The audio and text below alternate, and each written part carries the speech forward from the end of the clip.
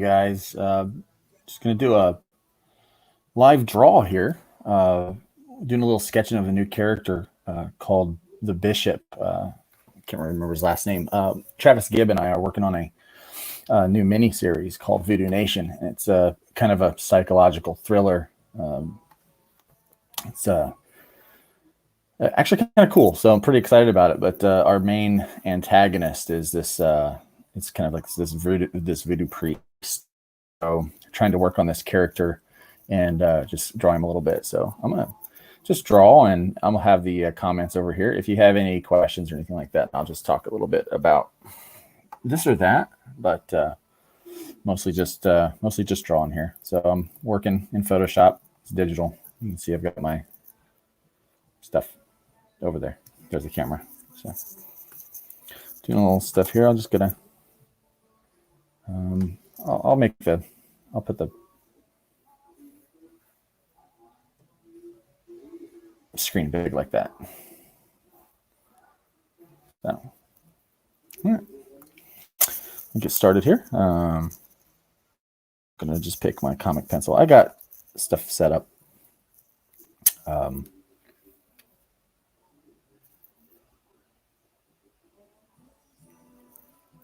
I got my stuff set up here that I like. Hendra, what's up, man? I haven't seen you for a while. So you still drawing? Just gonna bring that brush size down a little. I like to work with a smaller pencil, like a finer point pencil. When I did traditional, that's what I did. So just gonna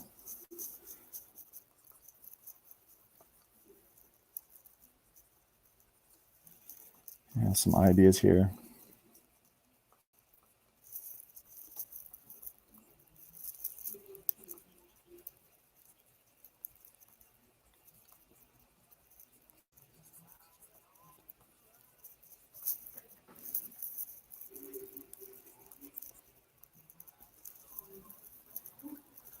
She's got this like creepy smile.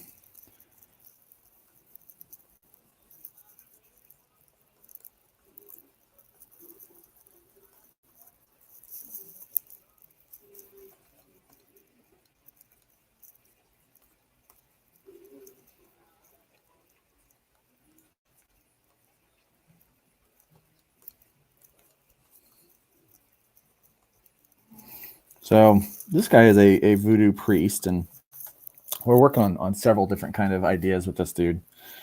Like he's not. So let me see. He's not like musky. He's like real thin. So, try to figure out some kind of a pose that I think will be fun to draw him in.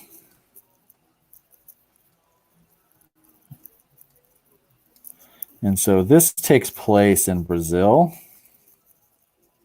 So the intent is not to upset anyone from Brazil by not drawing a Brazilian very good. But that's just kind of happens. My bad. I apologize in advance. So just throwing down some pencil sketches here.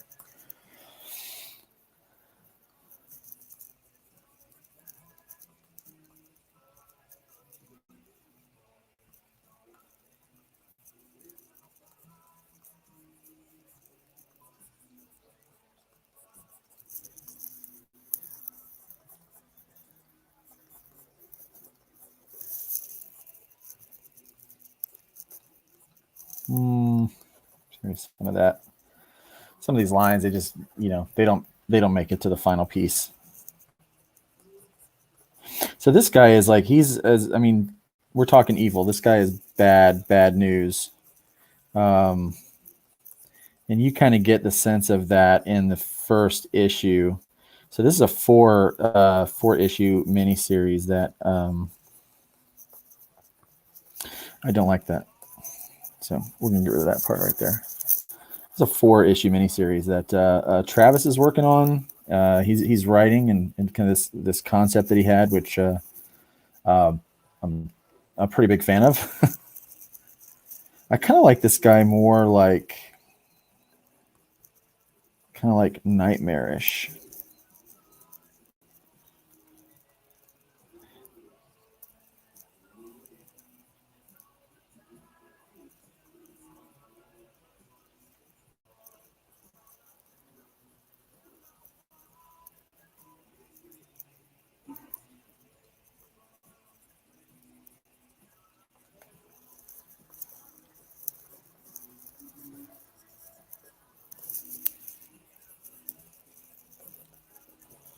Put him in some voodoo garb here.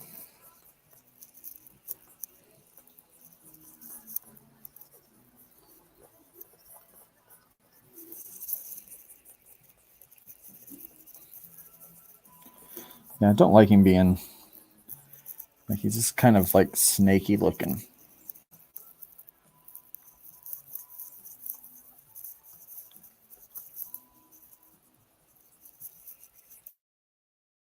You guys also get to see a bit of my process here. I don't do this often. This is the first time I've actually done this.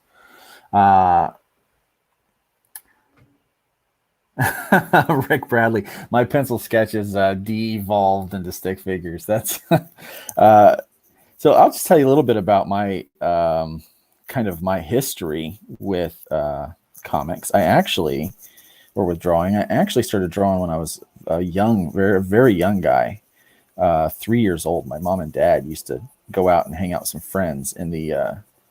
They had this little place in town called the Breakfast House in Kokomo, Indiana. You might know about Kokomo if you guys are from Indiana. Sean Hilton up there runs Comics Cubed, and so it's in that same town. And so this guy's like sickly skinny.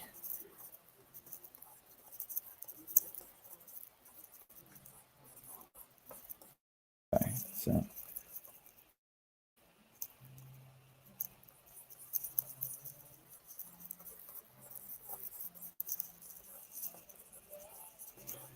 but yeah, so they used to go to this place up here in Kokomo called Breakfast House, and what would happen is evenings they would be out for quite a long time, and I would get bored as a kid, and so they would my mom would stick a pencil or a pen and a napkin in front of me,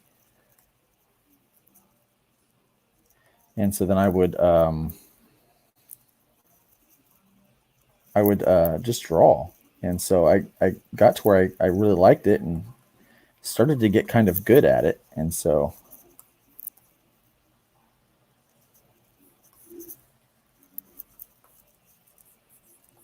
all right, so this is a pretty good pencil. I don't so I'm working digital, so I don't know if I'm gonna keep that head in that spot. I might do this.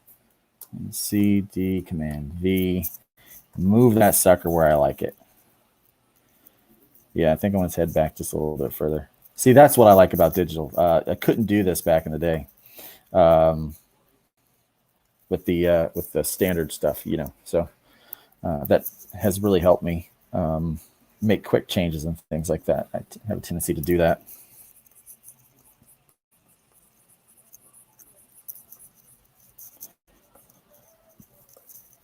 All right, let's do this. Fill some blue lines up there. And then zoom in on this face here.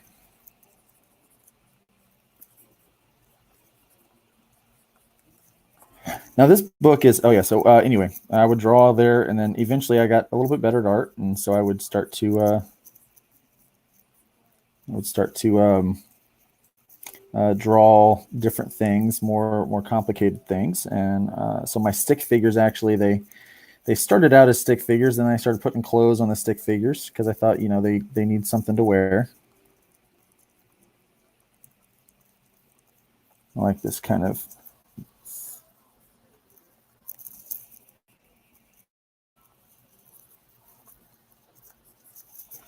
and yeah, so I just kind of, it eventually evolved into, you know, being able to draw more complex things. And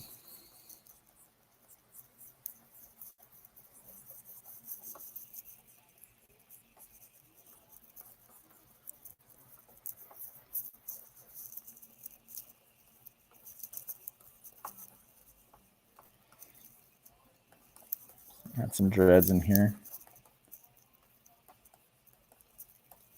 So yeah, so I'm doing this really quick. I'm not really focusing, you know, I'm trying to be fast so that I'm not taking up a lot of your time. But I like that this guy's got some deep set eyes. As soon as I talked to Travis about this character, I wanted to give him some deep set eyes.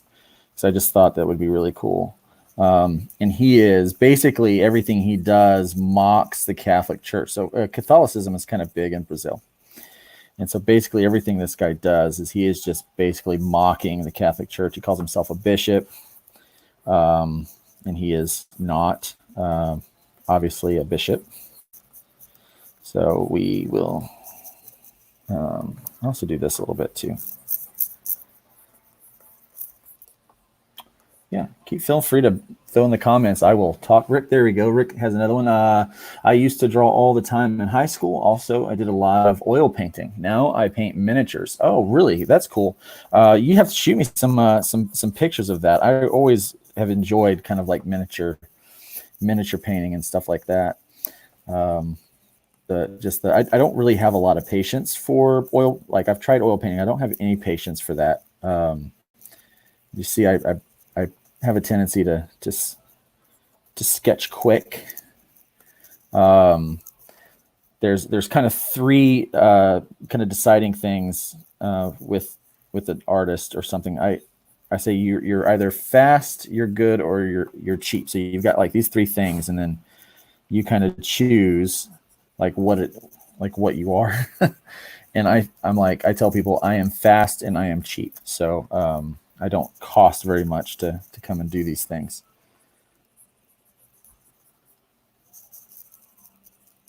So I think that's how I want him to look. So some of this is kind of, I've done a little work on this character already. So some of it is kind of already established, but some of it is not. So I'm kind of working, and maybe I should set up my camera one of these days to where you can actually see my hands draw this stuff.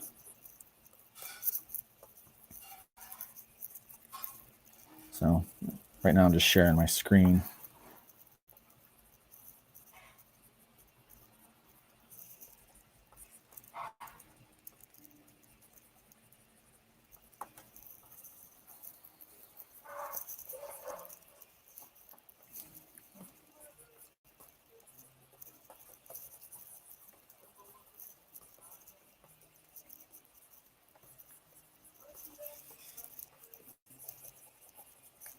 Some traditional voodoo like kind of garb stuff on here. I'll throw that in there.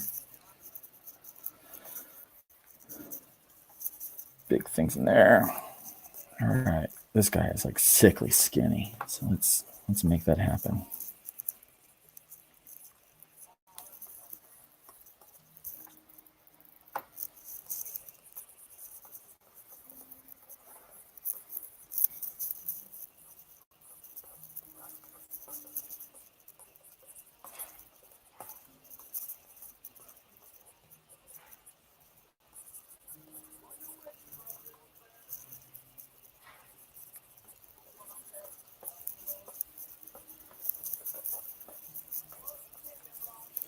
Okay. My 15-year-old is into drawing. He's not a big fan of painting either. Yeah. See, here's the thing. I would do a lot of oil painting, but I didn't really care for oil painting too much because it would take too long to dry. So I actually did some stuff with temper paints because it dried really fast. So I was able to do that, and I enjoyed that fairly much, or fairly well. So I mean, not fairly much. Geesh. It's late and I am not talking straight. Words are hard. Pictures are easy. Okay. I think that thumb looks a little big. Let's just trim that down a little. All right. Let's do one of these things. Give it some more blue lines, and let's tighten that up a little bit.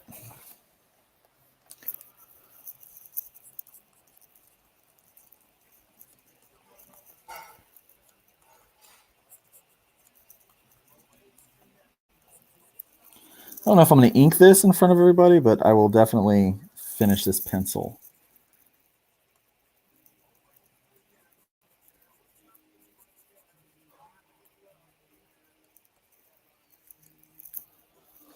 So we'll zoom in here so we can get tight on that.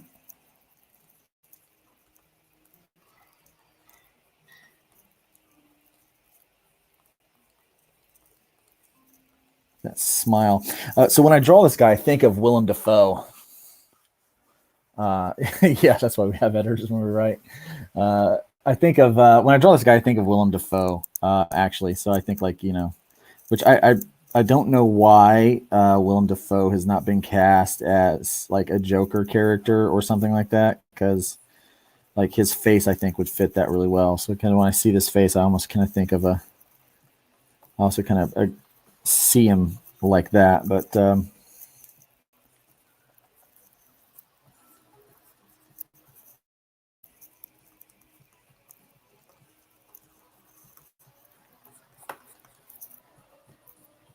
yeah. So you kind of see the Willem Dafoe-ness in him, I think.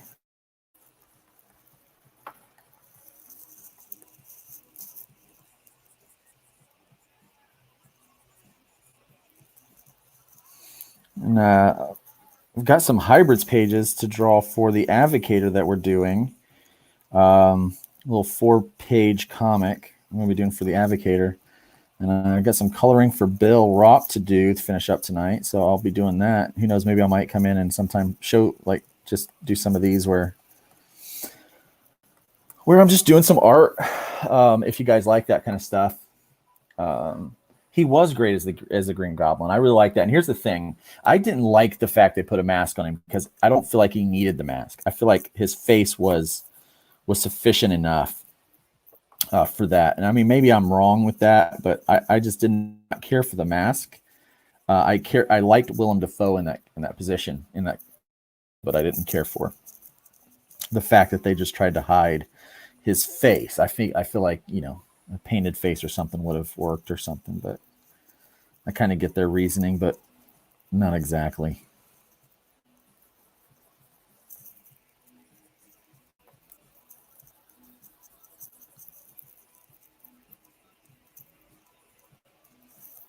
So yeah, I'm pretty excited about this project with Travis. I think it's going to be fun. It's a different take. Yeah, he was scarier without it on for certain. There's no joke about that. So I do want to thank everybody that supported the Kickstarter. That was pretty awesome. I really, that was really nice to see everybody come out and kind of give that the love that you did. It's very validating as a writer and artist to have somebody do that. Have so many people do that for you. I'm looking forward to it. The printer has been getting their files today. More than today, yesterday, but the last of the files are going in, so we're pretty excited about that. So I'll do a couple of layers of pencils, and I draw kind of how I am in real life. I've got this I've got ADHD, and I will just bounce around all over the place from one thought or idea to the next, and that is very extremely exhausting for my wife and my kids. But I seem to be doing just fine with it. Oh yeah, Rick's excited to get that. Yeah, man, I'm. I can't wait for you to devour it. I think. Did you get the? Do you also have a digital tier with yours? I can't remember. Did you get one of the Hard Times packs? If you did that, I'm putting out those in digital as well to you guys, so you guys can go ahead and get a leg up on reading those. And if you did, then you'll be able to devour those, because I'll be sending those out probably. I'm waiting for a couple more surveys, but I'll be sending those out to people who've finished those surveys tomorrow. So that's going to be part of my thing going on tomorrow. So always staying busy. I'm a full-time pastor, so I do a lot with the church, and right now it's a little difficult because we can't meet. We actually are a mobile church, and we meet at had been meeting at an AMC theater, but we were getting ready to move to one of the college campus. There's this they've got a university center called the Herbert University Center or something like that. So we were going to be moving in there. So you got the one with the physical copies, and Seraphina 0. I'll get you some digital copies, man. I'll go ahead and send those out to you so you can get a leg up. Yeah, you're like one of two people that's watching the video tonight too. So there are perks to being the only two people that are watching. So I'll hook you up so that you can kind of start digging into those now if you want. And so he's got these dreads. See these things right here, crazy, like unkept dreads. Than hybrids in the fact that I am not going to like I render. I don't render very much with the superheroes. I kind of let the colorist do his work, and but with this, I am going to do a ton of inking. You're welcome, Rick, man. Absolutely. Yeah, I'm going to do a ton of inking. You know, so like kind of all these pencil lines are probably going to get, you know, some kind of a treatment with the inks. And so I feel like this guy's got a creepy face, like almost kind of like that. I hate to say it, but almost like a car salesman, TV evangelist kind of face.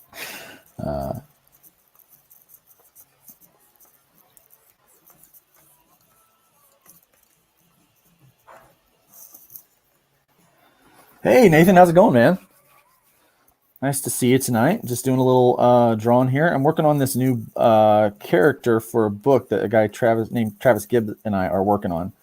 It's VOODOO Nations, and it is a story about some missionaries. And I'm not going to give away too much, but they go to Brazil to kind of help out there, and they wind up getting it. Just things do not as planned for them, and this guy right here is a big source of their problems. And so this guy's name, it's Bishop something. Types of people. Yeah. So this guy, I can't remember his last name. I just know he calls himself the bishop. He like basically like everything he does is to mock the Catholic Church, and because he's the voodoo priest. I was going to put him in a top hat, you know, and I think I might occasionally stick him in a top hat, but there's this thing that happens, and so he's like kind of mocking the process of having, like, you know, the ashes on the. You'd have to. I don't want to get into it too much, but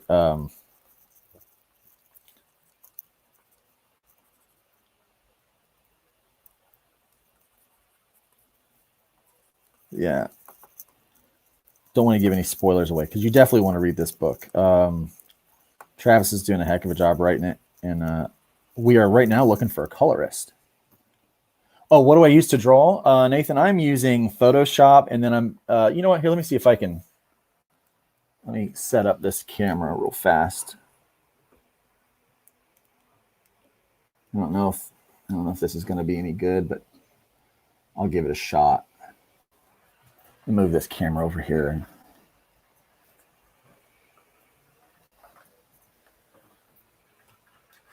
I'll try to get a good shot of this for you.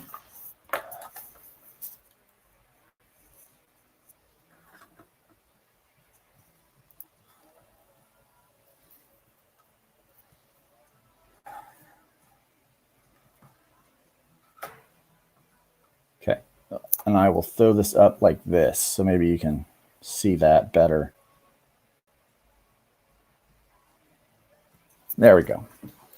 So you can see my hands working. So I'm actually using this is an XP pen, the 15.6 Artist Pro. And so I'm using that because I am, you know, I live and work on a pastor's salary. So no Wacom yet, one of these days maybe. But I'll tell you this, it's got great response. This has tremendous response. And so it works really well for me. As you can see, there's no lag here, and so I'm using that in Photoshop. So that's what I'm using, Nathan, is Photoshop and this graphics display tablet.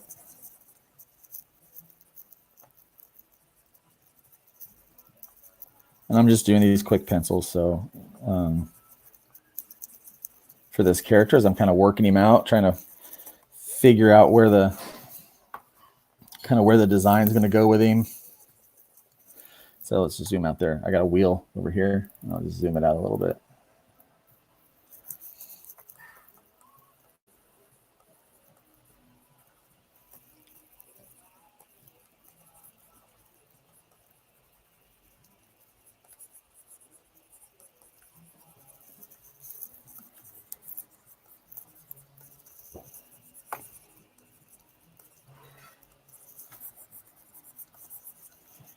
This is like a fur or feather or something. I don't know. I saw a picture of a kind of that New Orleans voodoo guy, and I thought, you know, it looks kind of cool. It'd be neat in the design, so we're just going to throw that in there. Some kind of a weird shoulder thing. Never actually met a voodoo priest, so I just have to go off of what I can learn on the internet.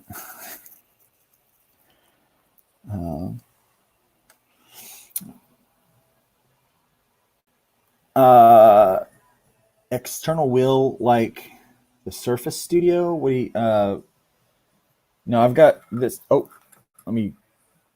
It's got a wheel down here. This, I don't know if you can tell that little red wheel or not. Little red wheel, and then that is set up to be a couple of different items. So, and I've got the hotkeys on the side over here.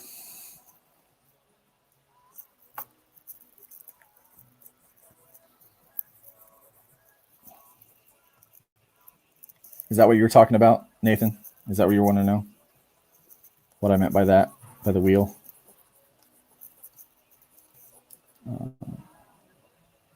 Yeah, I thought so, Rick. I thought he looks voodoo-y. I mean, you know, even without the hat, even without the top hat, you know. I don't know if it's a traditional thing that people in Brazil would have a top hat, but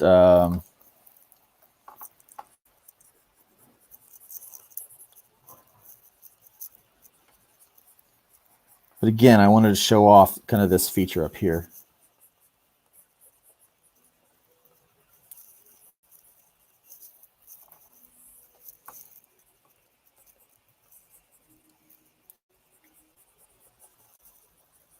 And this is a little different from most of my books. So that was okay.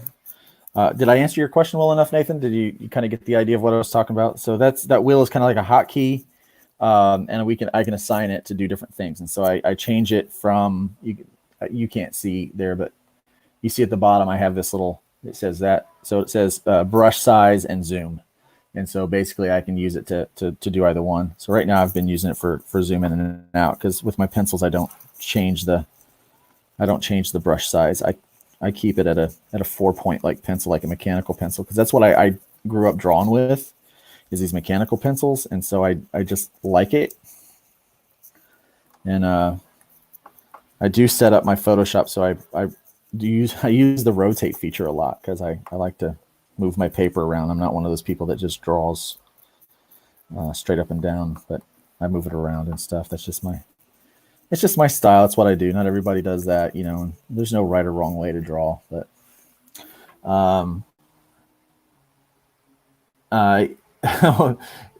he'd have a top hat if he made a rich man a zombie at a gala. There you go. Yeah, there you go. So yeah. So right now he does not have a top hat in this image, but all right. So let's zoom that out a little bit. Kind of take a look at what we're doing here from a distance. So there was a comment about whether or not I trace. And some of you probably have seen that. Maybe you haven't. But if you do, you can go check out Rob Anderson's OnCon Network. And there was a fun video where I talk about my drawing process after someone had made comment. Turned out to be no big deal. But yeah, as you can see, I just use a lot of sketching, and sometimes I'll use a photo reference, and then the photo reference will be up on another screen, and I'll look at it that way. Nathan, did it take long to get used to digital drawing, not having the feel or texture from paper? Yes, No, because here's the thing. This screen has a textured mat on it. So it feels like paper. And the nibs, the nib feels like it has a nice feel to it. The pencil, this pen is light. Now, some of the more expensive ones are more weighted, and I do prefer those, but this still feels pretty good.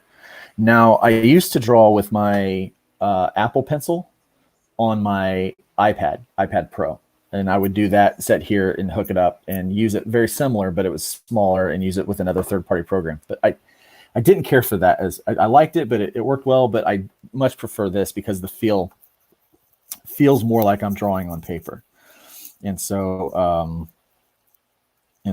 it did it first, yes, but when I first started doing digital, I didn't have a graphics display. I had just like a regular graphics tablet, which did not give me the freedom to do like I had to look at the screen and then draw down here. I couldn't look at the same surface, the same place, and it was not the same at all. But I did get better by moving into that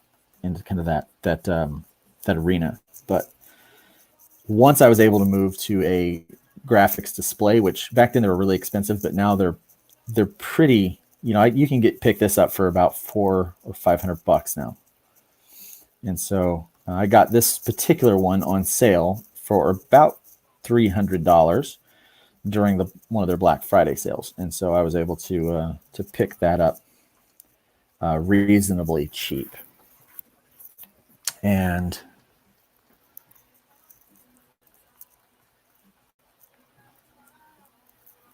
so it did, once I moved into this kind with a tablet with display, it got much easier. And so it didn't take as long. Your wife took graphic design and you have Adobe Suite. So yeah, at Photoshop Basic, you can do this, but there's all kinds of stuff that you can draw like this with. Some people prefer Clip Studio, which is pretty good. And then there's Manga Studio or something like that, but you can use all kinds of stuff. I just have been using Photoshop since like Photoshop 5. A friend of mine had it and he taught me how to use it. And so it was at the time the industry. So I just went with it. All right. So this guy, let's get this. Let's start working on this. Really just skinny, kind of disturbingly skinny torso.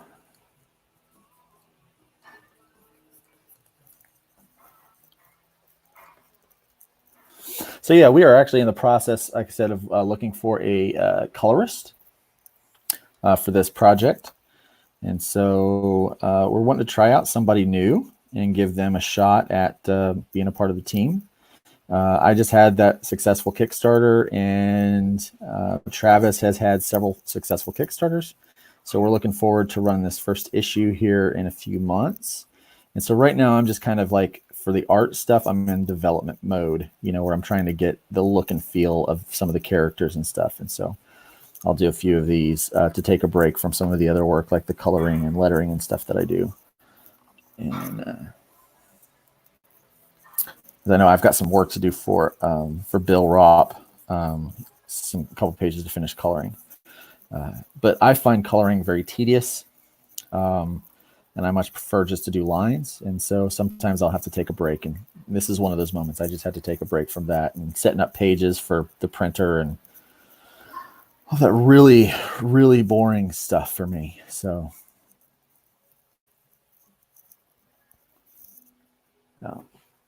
it's disturbingly skinny. What a words never used together to describe me. You know what, Rick? I don't have that problem either.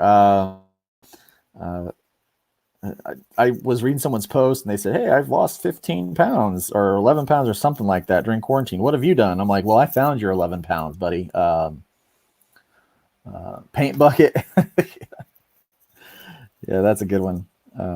You could use it, man. I'll tell you, there's no right or wrong thing that you can use to make art. I say the same thing with music. If you're recording, whatever you can do to capture the thing that you're trying to capture or try to do and make, then just do it. Just make some art. So this is turning out pretty good. Do you guys like it better when you can watch it on the screen like this, or do you like the other screen up there? Do you like both, one or the other? Like, is it better to do this or to do both? You let me know. Okay, I'm gonna leave both up there for now.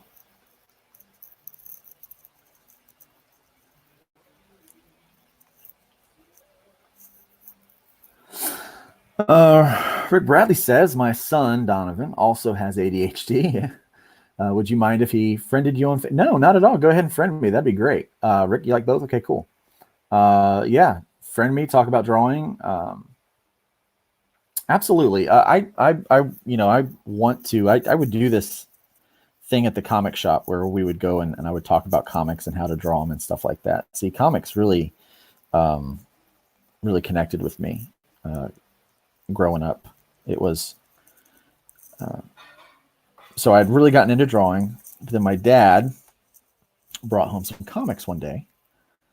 A friend of his at work had said, "Hey, I know your son's into art and things like that. Maybe he will enjoy these." And they were the old Secret Wars, and one of them was the one where Hulk was holding up the Earth, like all this like landmass, and saving all these other heroes. And it just really spoke to me, and I wanted to be able to draw comics then. Like that was what started it. And so I have been a drawer of anything I could really since then.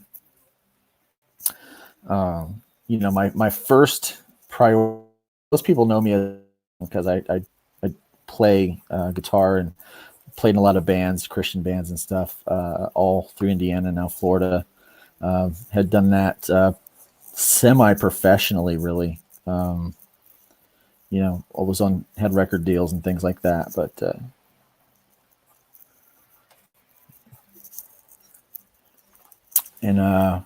but art has always been kind of my thing, and especially comic books. And so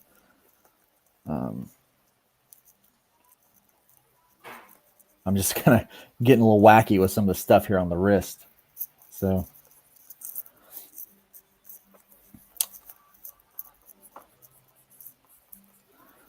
yeah, so it's just something I've always done. I always wanted to stay with it. Nathan never knew it was such a project or group of people. Thought you would do the whole story, drawing, coloring. Yeah, I can do the whole thing, Nathan, and I have done the whole thing. But man, it just takes so long. And with with having the responsibilities of pastoring a church, there's just no way that I can do all of those things on my own for the works that I do. But it is nice to work with other teams too. I like to have other people's names and stuff on the books, because it just, the more people pushing it, the more people, it's just nice to have that. And so, but yeah, it is quite a project to do it all by yourself. And so it's easier to work with the team. And yes, someone was a pastor. He did a double take and said he draws comics. You know how much I get that, Rick? I get that all the time. You draw comics and you're a pastor? Yeah, but here's the thing. I have not noticed that it hinders me from being able to do either one. There's no hindrance in doing either one of the things that I'm called and passionate to do. As far as pastoring goes, I actually get to share the gospel, I think, more because of comics than not doing it. It's one of those things that God has really opened up doors for me to be able to share my faith. And I want to do comics I always tell people I don't do Christian comics because there's this thing where there's a stigma that Christian comics they're a little cheesy, and that makes you hate me because I said that, I'm sorry, but it's something that I believe because many times they just come across as hokey. They're not well done, and it's not. That's all I'm going to say about that. So let's get back to something more positive. But I want to do these. I kind of want to do these comics in a way that expresses a Christian's worldview, but also allows us to talk with each other, whether we share a faith or share a particular view or not. We have an opportunity to open up for conversation to do that. And so I've actually found that being a pastor and being an artist, they work together. I don't really see too much of a difference in all of that. I think we will do it. You guys want to stick with me for an inking on this? Give me some thumbs up on that. Exactly. It can be the same music. You're a Christian making comics. Exactly. And I get a chance to be with people that, it's a mission field for me. I get a chance to be with people that maybe aren't believers, and they get to hang out with me, and my job as a pastor is this simple. If you are closer to God or spend more time in thought or prayer or conversation about God because I'm in your life, then I've done my job. And it is Rick Bradley has spoken. We are going to go ahead and ink this thing. And so here I changed my brush. I changed my brush on this one. So I go to this simple round. I bought a brush set a while back, and it turns out I love it.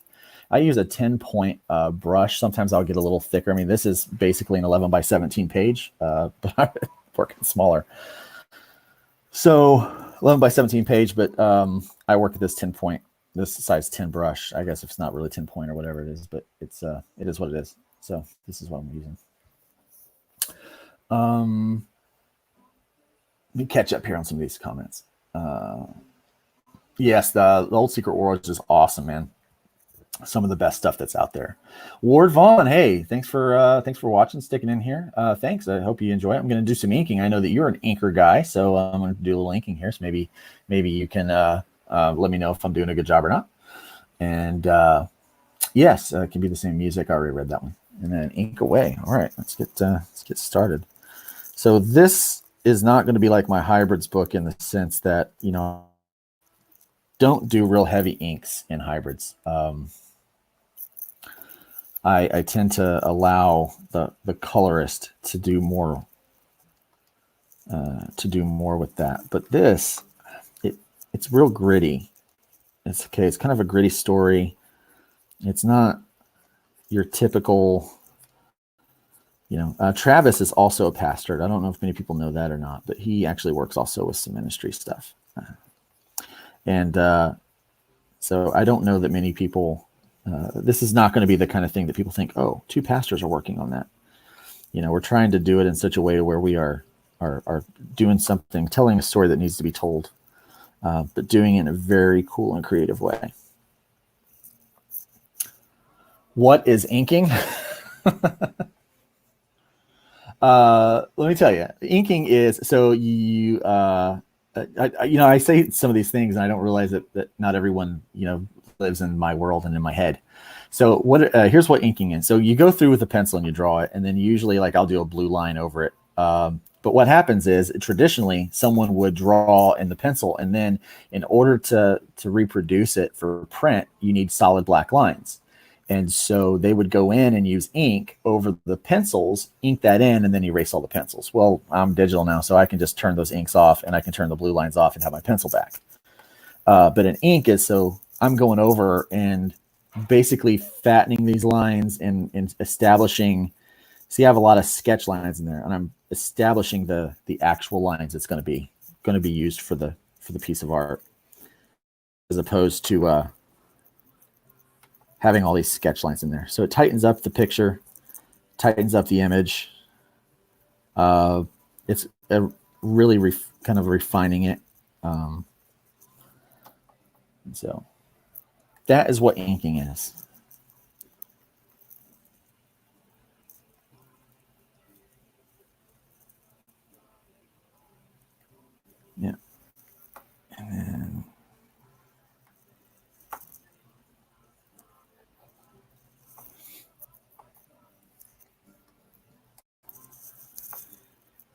it's almost therapeutic doing this stuff. It's very relaxing.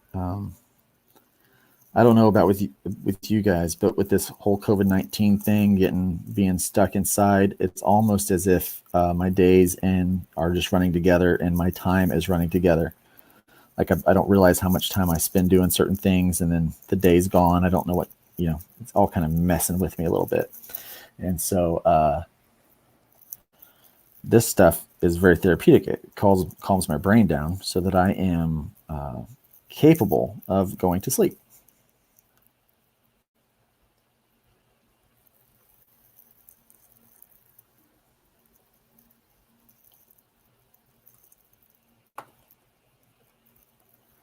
And so this is going to get, like I said, a lot of just kind of, and not all these hash marks are going to be like real clean, like you'll see on some stuff. I'm thinking real dark and real gritty, like a kind of a Daredevil or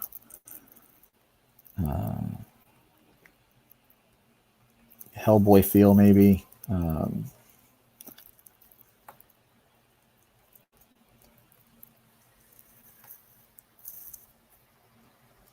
So I'll move the canvas around a lot.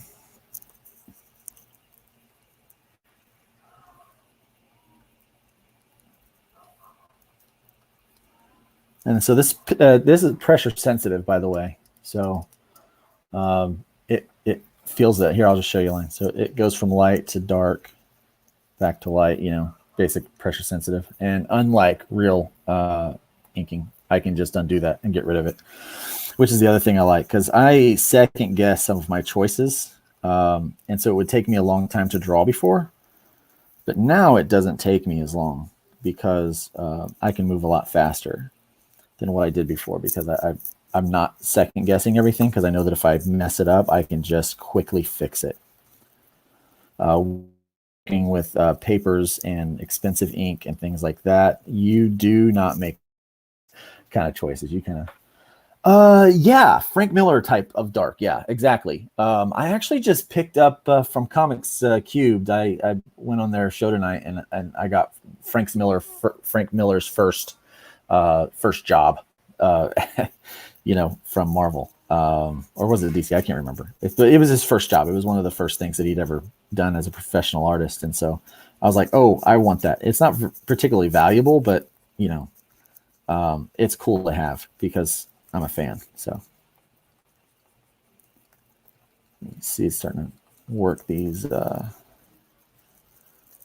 lines in there. And I take a little more time with the ink than I do with the pencil, because, well, this is the finished piece that people see. This is the main thing.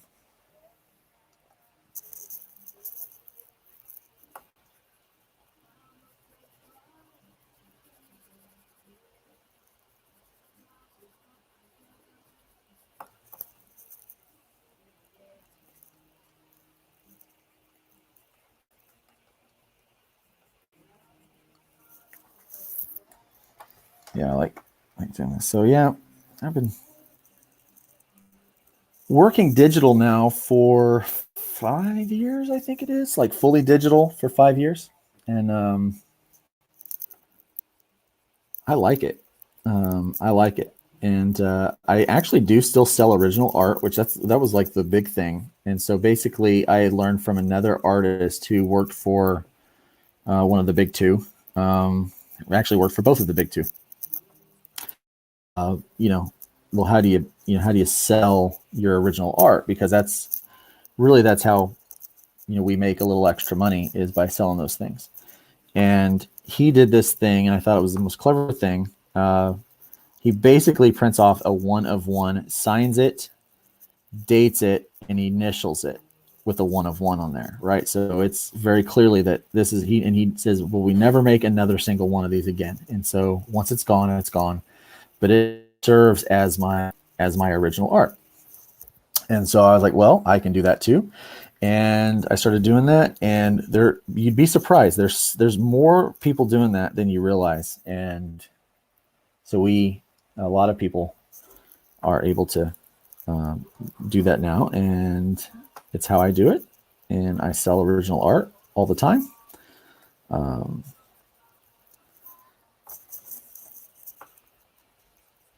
So this piece right here will actually sell this at some point. And the cool part about this is I've still got my pencils, right? So I can save my pencil layer, and I've got my ink layer. So where, you know, with the traditional pencils, you lose the pencils and all you've got left is the ink layer. Or you've got a photocopy or something like that. So now I've got both of my layers, and I can save those, and I do. And so I can sell you my pencils, or I can sell you my inks, or I can sell you both. And a really cool thing that I started doing was I started doing the pencil, the ink, and then I would also get a print of the color that went after the colorist was done with it. And then you can have all three pieces displayed next to each other, which was a kind of a cool extra thing to do. And I haven't had anyone buy one of those yet, so.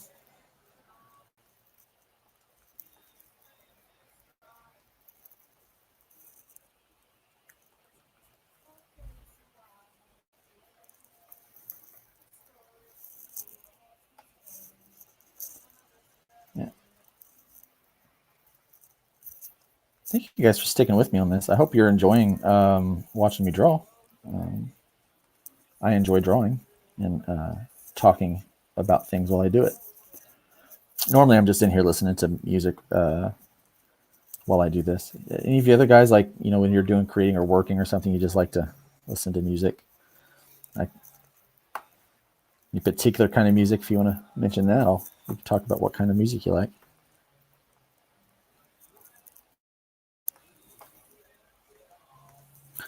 This guy's got dreads. I like drawing dreads. They're fun to draw.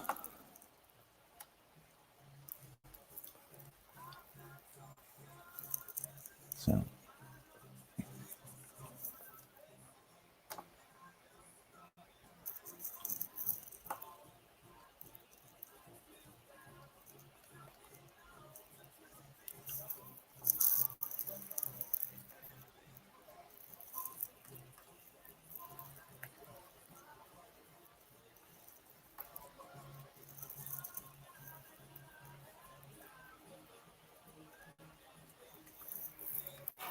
Yeah, see, that's fun to draw.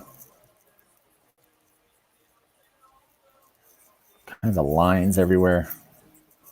Sometimes I wish I got paid by the line.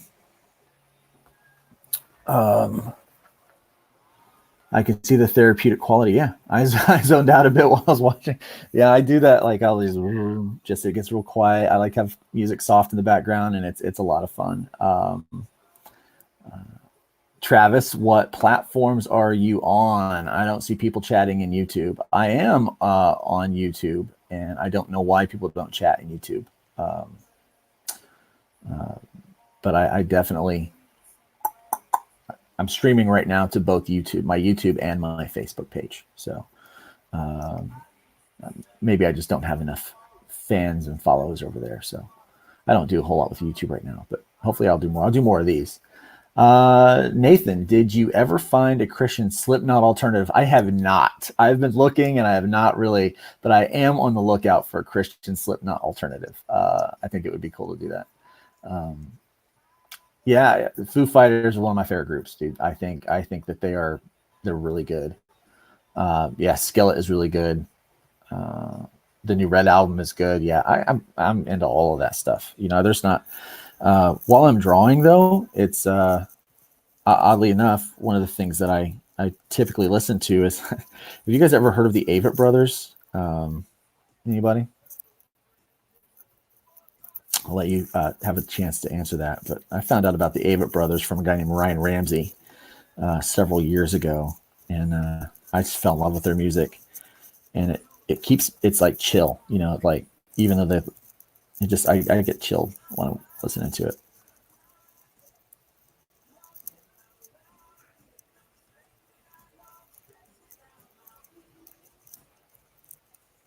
So yeah, that's Travis in the comments on YouTube. So that's pretty cool, man. Good to see you here.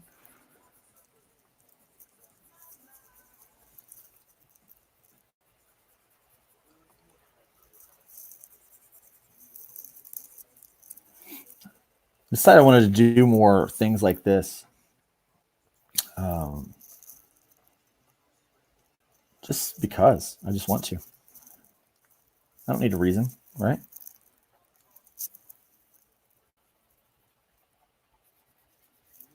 So there's a faster way to fill in these black areas when you're doing digital.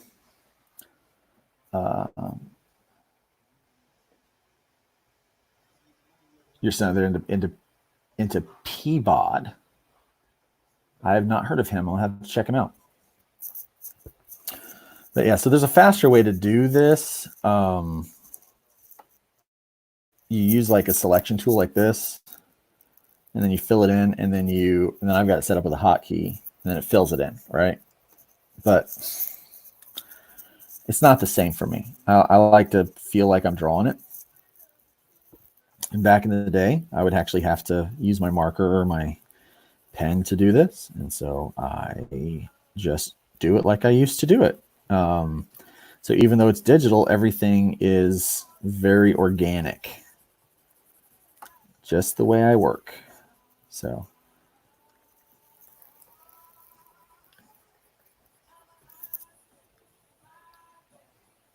happy wrap. I like happy wrap. That's I like that. That's idea. That's a good idea. I do like wrap. I'm a big fan of Lecrae and Triple E. So I don't know if you know who Lecrae and Triple E are, but there's an endorsement. I encourage you to go check them out.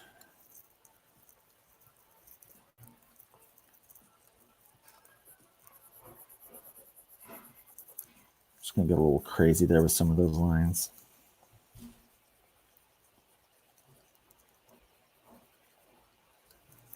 I like how that kind of has some texture in this little section right there, doesn't it? I like that.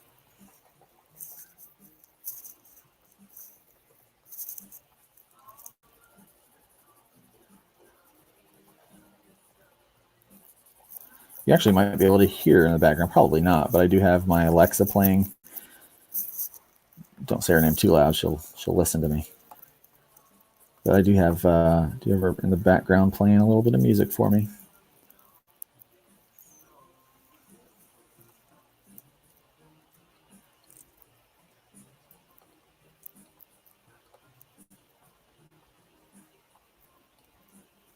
Voodoo necklace there.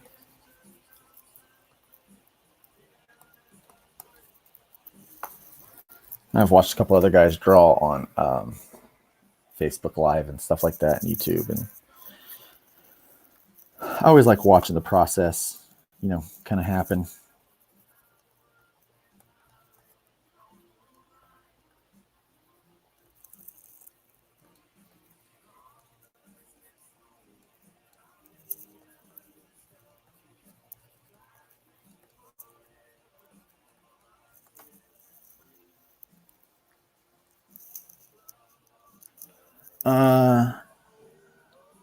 Nathan Arnold, yes, they're good.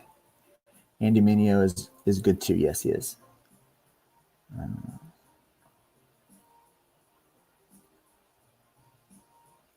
A local church before they do that. Yeah, I used to play out with a lot of like people that no one knew who they were back then, and then they all got famous, and I didn't. So I'm not upset by that. I'm pretty happy with my life, exactly how it turned out. So I actually do not like to travel and tour. It is not my favorite thing to do. Yeah, put a happy little skull right there. See, look at him. He is happy. He's a happy little skull. And, I always struggle here, like when I'm drawing the chest, of sticking a nipple on there or not, because I kind of feel that his nipple would be here. And so I kind of almost feel like I need to stick that on there, even though it's kind of weird. But I feel like it looks weird without it.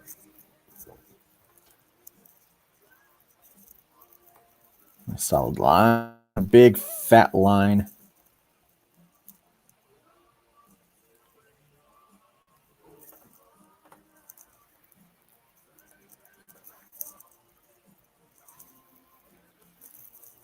I'm really excited about this book. I think this is going to be a lot of fun for the creative team. I think it's going to be a lot of enjoyment for if you like suspense and kind of supernatural thriller stuff. You are going to like this one. This one is a really good book. I need to go up and finish this head, don't I? Before we get too far down, let's go ahead and get this hair done. Travis is doing a great job with this story, and so you are going to love it. You are going to love it. And I hope that I can capture it well enough with the art. Like I said, it's kind of in a vein of something I haven't done for the last few years. I've been working on hybrids pretty solid. I haven't really worked on anything other than that for the last, I haven't had time for the last 4 or 5 years. So it's been hybrids, which I'm really happy about. But I really wanted to get the 5th issue out and get that last bit of the story told. So there are a lot of Christian musicians. Yes. Maybe you're placed in the Christian comic artist. Yeah. I'm trying to pave the way. I think you can be an artist. You can draw comics and still be a man or woman of faith and not, unabashedly. I know some of the industry and some people out there, try to tell you that you can't, but I'm also an outspoken libertarian. So I find that helps me a little bit. I'm not married to a single political party or anything. So it helps in dealing with people in general. I think that all people should kind of get along with each other and that we should work our best to try to leave the wood pile a little higher than what we found it. That's something a good friend of mine, Jesse, used to say all the time when he lived here. And it just has been a part of my motto. And I think that you could absolutely be a person of faith and exist in some of these other areas. We're starting to see it somewhat in Hollywood. But I'm happy to start seeing it. Should this guy have stubble? Let me ask this question. We've got 3 people watching, so the 3 of you, should he have stubble or no? And I can undo it. Let me show you what I'm talking about. Like this. Like some of these, kind of like weird. Let me get some of these out here. Like that. Something like that. Should it have that or no? I'll let you guys catch up with that, with my work there. Then I'll.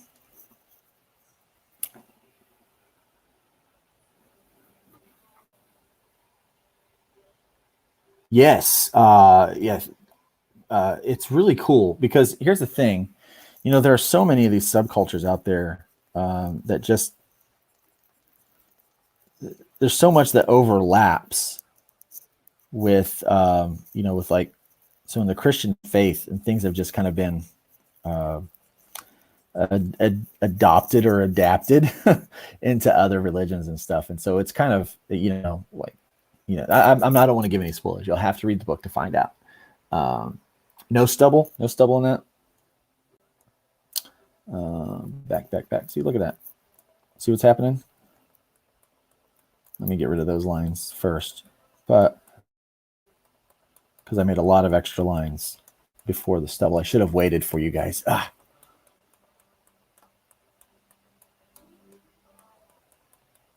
You know what? Here's just easier to do this. Now that I've erased all those lines that I wanted to keep.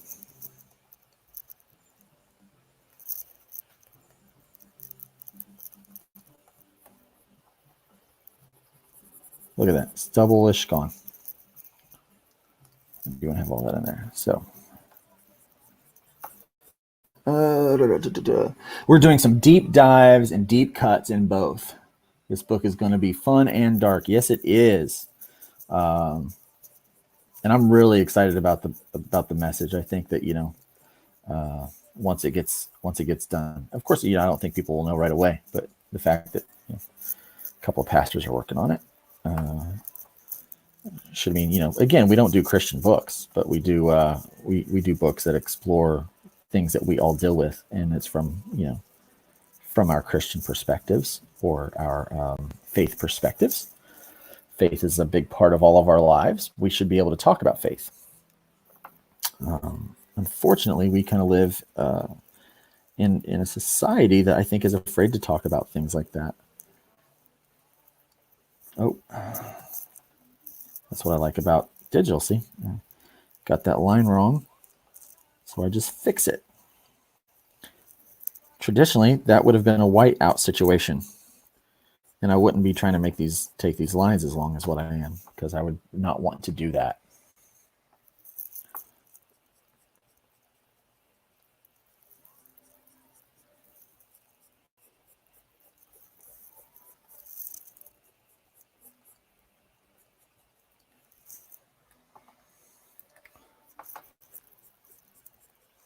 Travis, I'm not sure what this is, but it looks cool. So we're just going to go with it.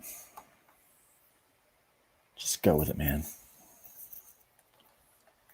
I want to do this.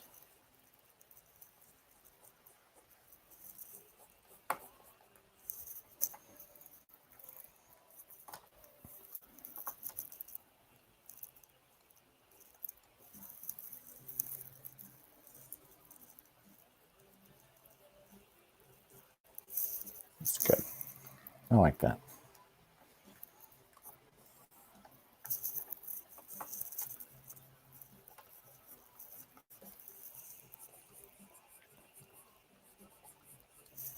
I'm really looking forward to seeing what a colorist does with this. I could color it myself, but I just don't want to taint it with that, you know, because I have a particular coloring style, and it's not really, I don't really think it's conducive with this book.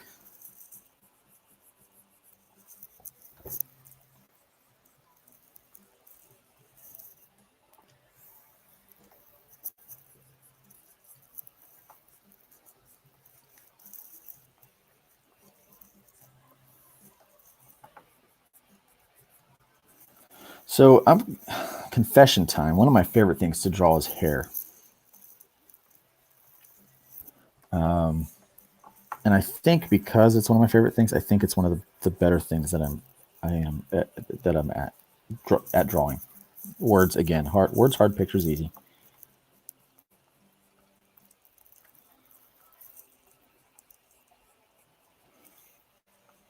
Happy little hair strokes. Look at that. FY, I just took the trash out and it's trying to snow. What? Where are you at, Nathan? Are you in Michigan or are you in Indiana? I can't remember where you're at now. Jeez, that's nuts.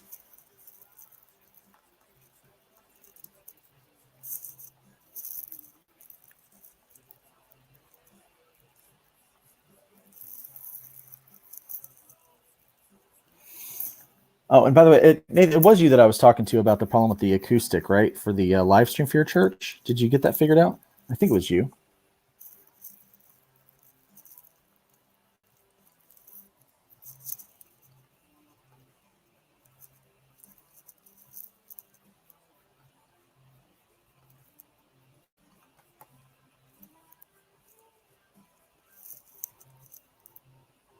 Southern Illinois.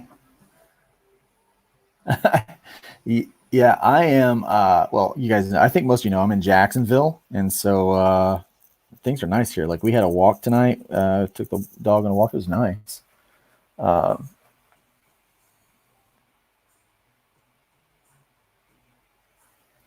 Just got to color throw some samples there.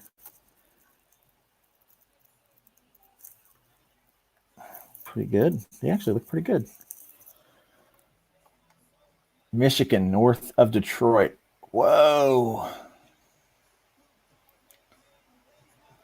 I hope that works out for you. I hope that takes care of the situation. Live streaming can be difficult if you've not done it before. And so I've done a lot of video and stuff like that, but I'm kind of new to this whole live streaming thing too. So I've learned a lot from Rob Anderson with live streaming. He does it a lot. I've learned a lot from Brian Morris. He does a lot of that stuff. Of course, he acts like he doesn't know much, but he's been doing it a while, so he's got some he's got some experience. I don't have experience with it. I have experience with video, and recording, and then some editing, but not really with live streaming. So something I wanted to do. Have some time to do it. I don't want to just do the same thing everybody else is doing, out there. So I'm trying to have my own little niche, and so I'm kind of hoping that the some of these little drawing things might be it.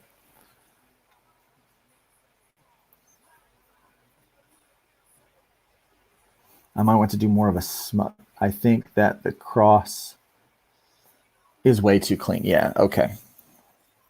More of a smudge, you mean? Okay. Here, let's watch this. Travis, tell me what you think here.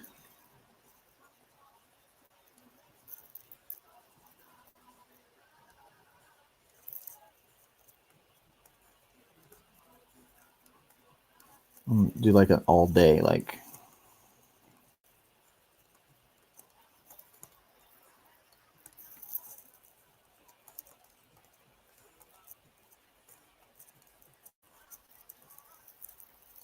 How's that? Is that better?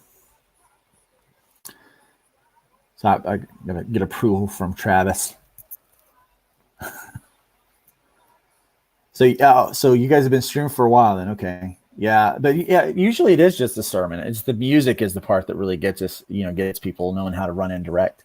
And I get that from the recording, so I've kind of got that background, but or running in to do video, so I've kind of got that. Yeah, Brian is infectious during his show. He gets me ready to write the next bestseller. Yeah, and he's so encouraging. Yeah, way cooler and darker. Awesome, Travis. Glad you like that then. We'll take care of that. Make that the thing. Brian is such an encourager, man. He's awesome, and so hopefully he finds this and hears us talking about how great he is, because he deserves that.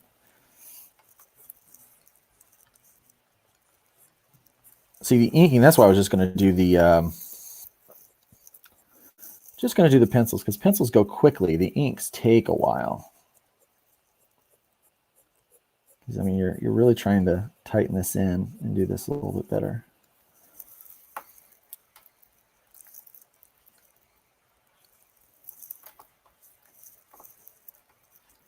I just think he's such a cool villain. Like, there's something about it. I just like him. Remember when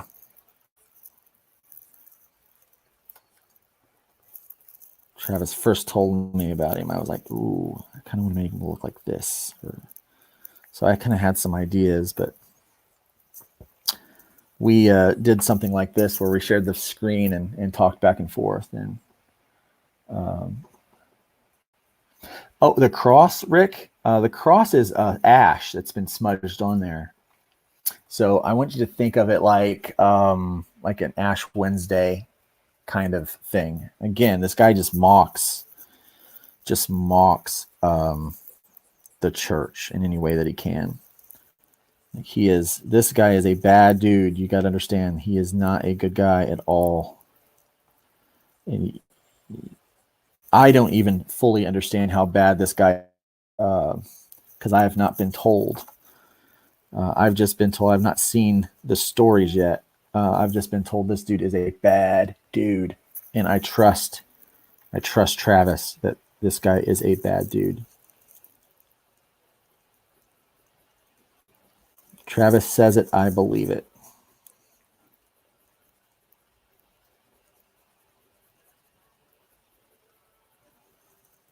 I am trying to do some inking techniques that I just don't typically do with, like I said, with hybrids or some of the other more, more simplistic superhero, where I try to leave the superhero books really open for the colorist to do their thing. And I want the colorist to be able to do some awesome stuff with this too.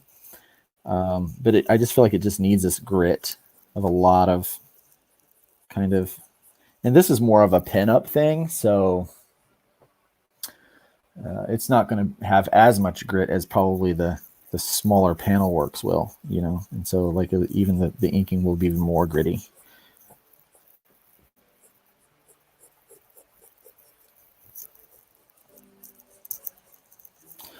So Beth made something really good for dinner tonight. I can't remember what it's called, but like had like this cream cheese thing going on, and it was nice. It was really good.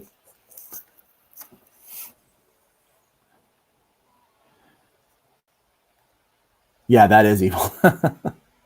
Nathan, man, it was good. Good seeing you. Good talking with you on here. Somewhat, I guess you could call it talking, but yeah, it was cool, man. Have a good night, and oh, you're still working. That's good. So yeah, have a good night, and rest well, and stay safe. Stay, don't catch anything if you can help it.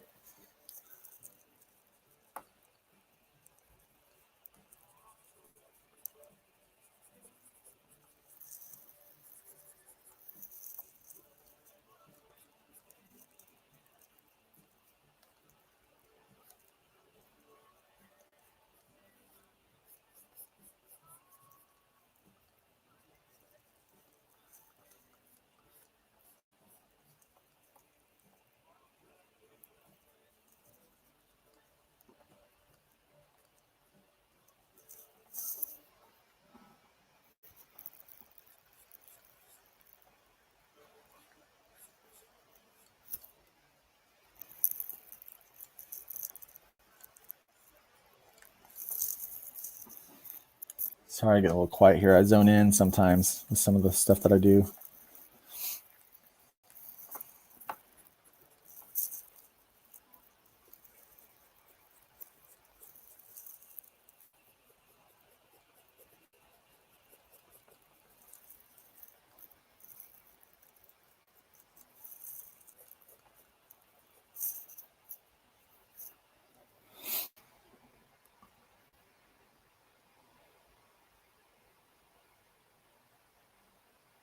Oh, Rick, you just wait. Yeah. So Rick is asking Travis a question.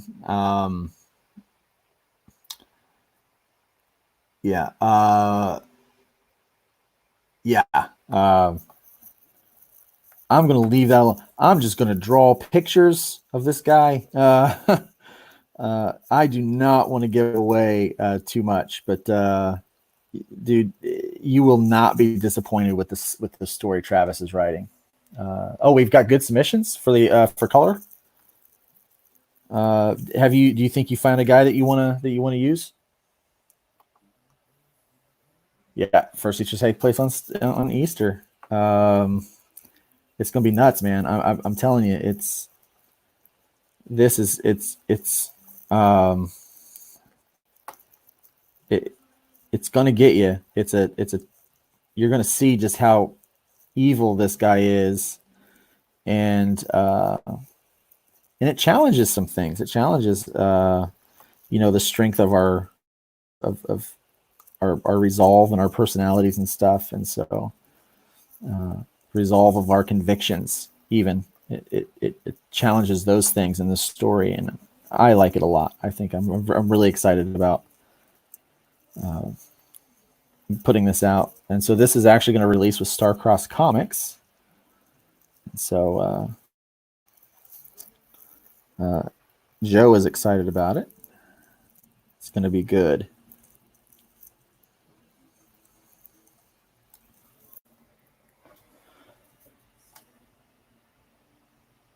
You're going to wait till tomorrow? Okay.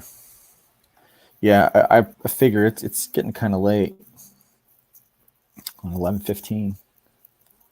Some colors to finish up, but just want to work on this a little bit more here. Oh, I don't like that.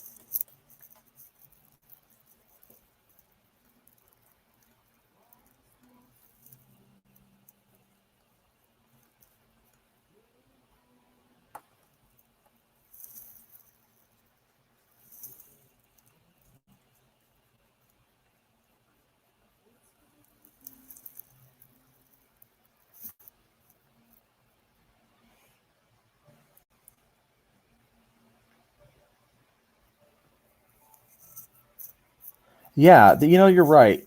People don't want to be challenged. I think people they inherently just they don't like it. When you start to challenge, some of people's thought patterns, they get defensive, and I understand that, but we have not been, especially these days, we've not been accustomed to having those kind of conversations that maybe it just doesn't go the way that you want it to, because not everyone will agree with you. And I think we've all had those. I have a tendency to hang out with people that I don't agree with most of the time. And it can be frustrating, I mean, do I like having a conversation with where someone's like, yeah, I agree with what you said, Luke. Absolutely, I do. But I don't grow as a person. I don't intellectually grow or be able to grow as a speaker or communicator if I'm only speaking with people that agree with me 100% all the time. And so it's important that you get to know these people. I mean, just because someone votes different than you or believes something a little bit different than you, you could miss out on some great friendships and some great relationships. And as a believer, me personally, I think that I have to spend time with the people that that think differently than I do, because my goal, my purpose is to let people see faith lived out in a positive way, so that they might one day make decisions to do the same. And it is impossible to do that if you're never around someone that doesn't think or act or believe the same. You never spend time with those people. It's just impossible. It's impossible to do those things. So do not, I'm not one of those people that does not hang out with people that really. Yeah, healthy debates are good, but they're very, very rare these days.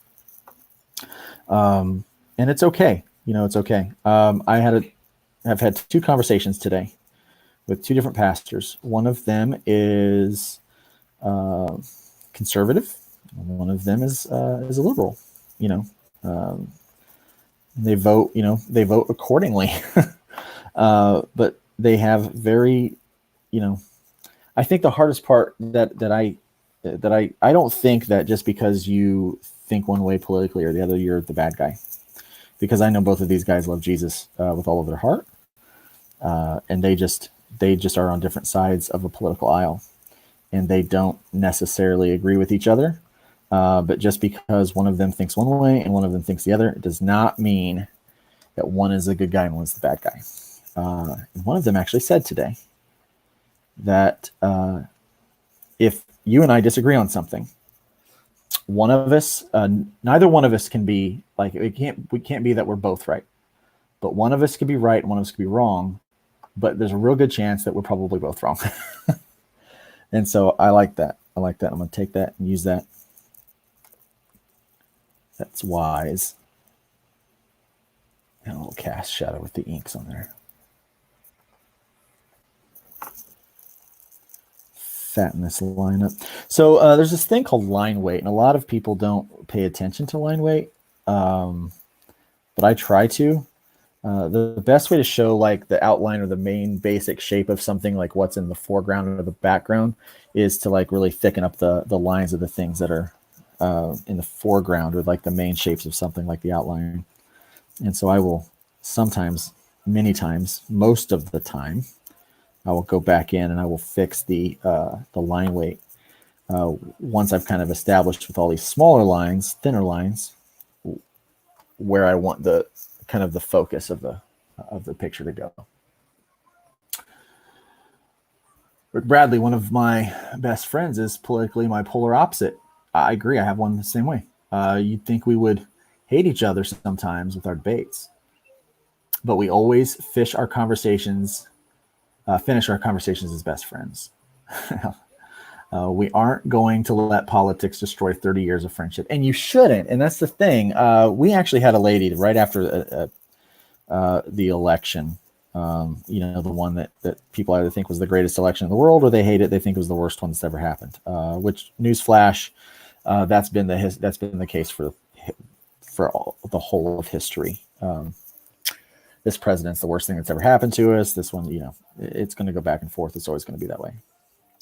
But she came in. We had a Wednesday night event right after the election results the night before, and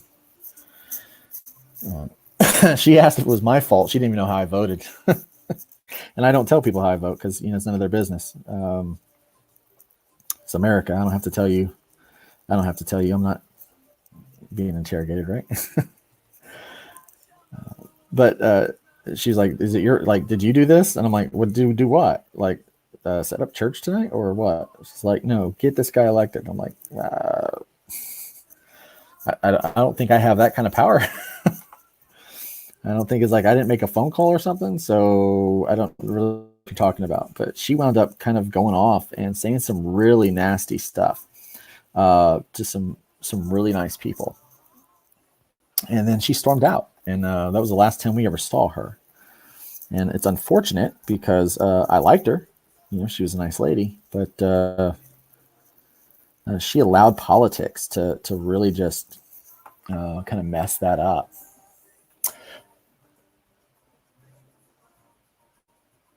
Yes. Thank you for saying that, Travis. His last name is Lucas. Oh my gosh. I've been calling him the bishop because I can't remember his last name. I can't remember his name. It's Bishop Lucas. And yeah, he is a mix between kind of Loki and Negan.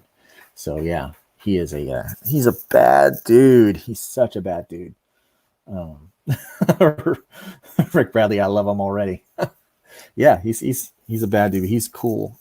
He is fun to draw. I am very happy to be drawing this character because it's right in something. You know, I don't get to draw this kind of stuff very often, like I said, but I like this thing. I don't know why I did this. I just kind of, I don't know how I got the idea for this face thing.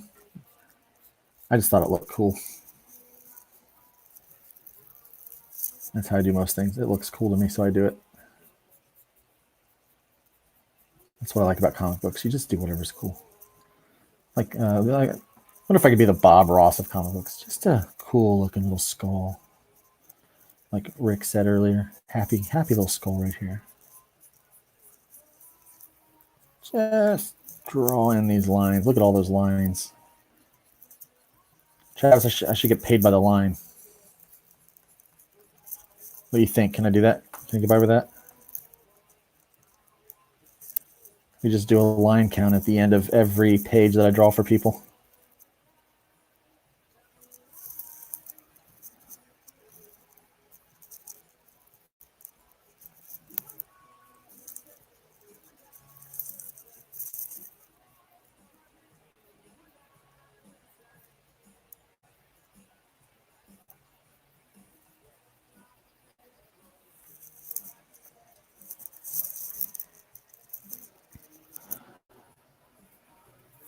He's going to have some great speeches that if I do my job right, you may even agree with.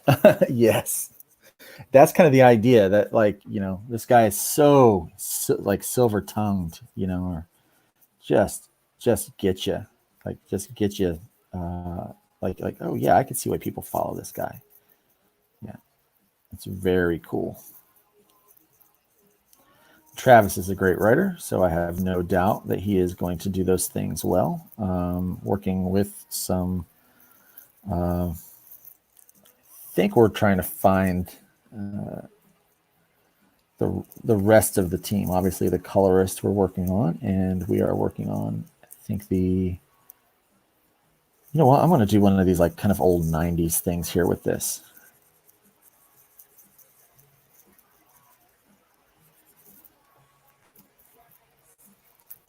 Down there in the camera, and the lens better, and the frame better.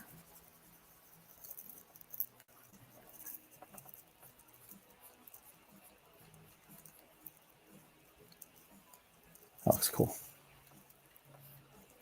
That's kind of a 90s thing I haven't done for a while. You haven't done that for a long time.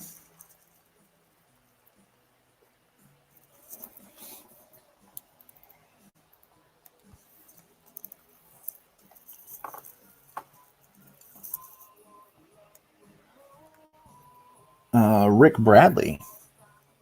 seems great villains are rare now. They're rare nowadays. Look at Negan.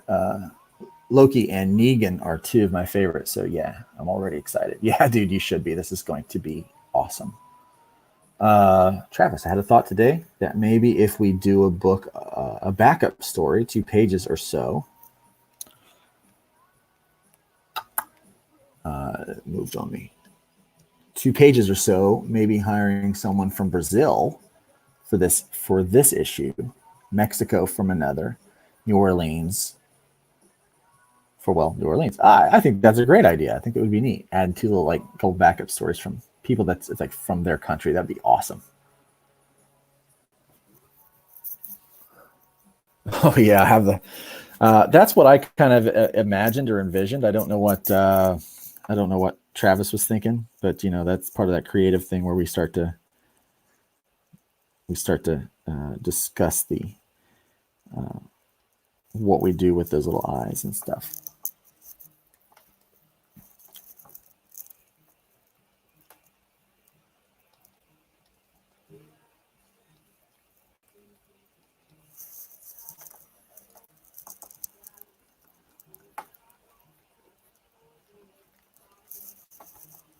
This is fun to draw. It's fun to draw this thing.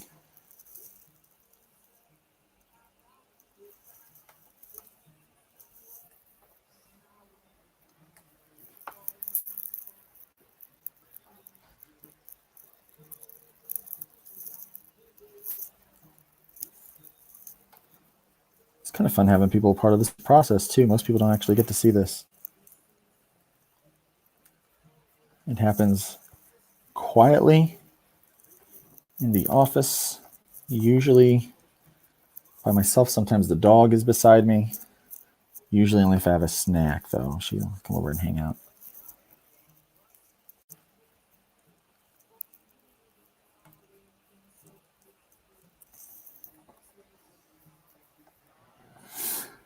Bradley says, have someone say, no, seriously, man.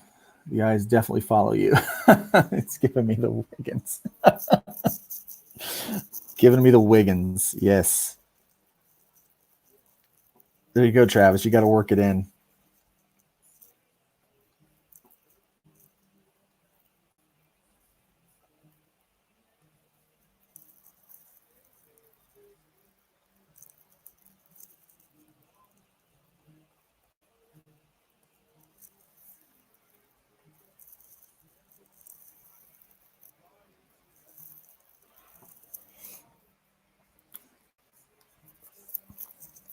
Could be good enough.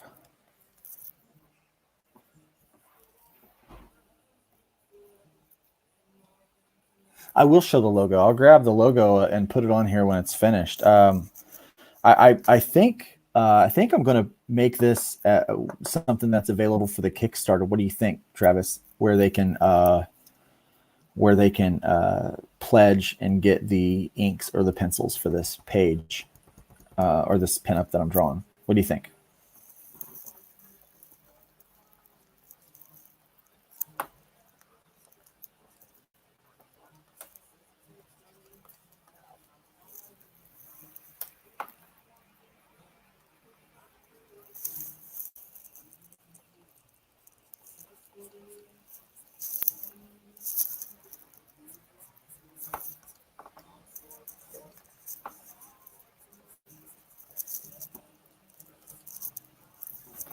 So then let's zoom out here so I can get these long lines done.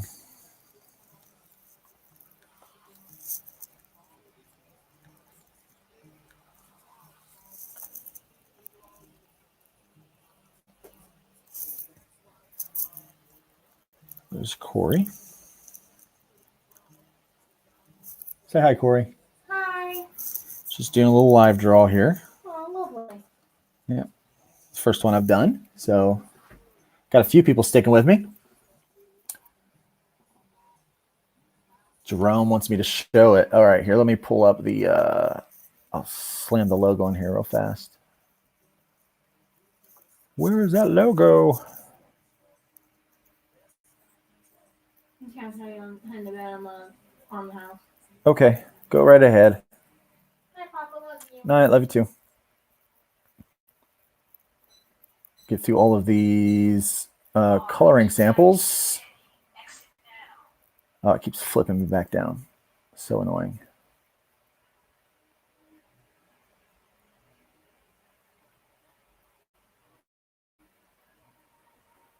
Send me the logo again. That way, because it's wanting to keep popping back down. If you can send that to me in Messenger, I'll just throw it up here on the screen so people can see it.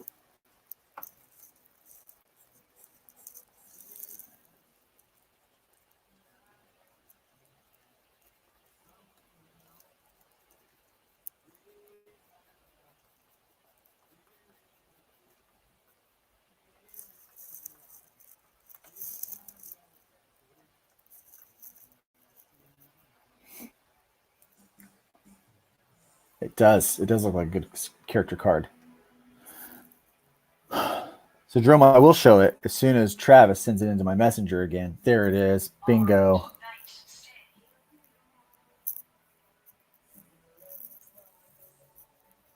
Come on. Why does it do this? Stop it. Stop it.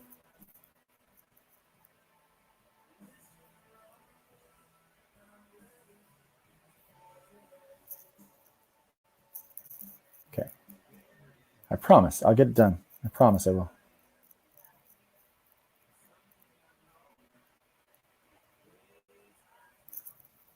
There we go. Voodoo Nation. This is cool. Who did these logos, by the way? Travis?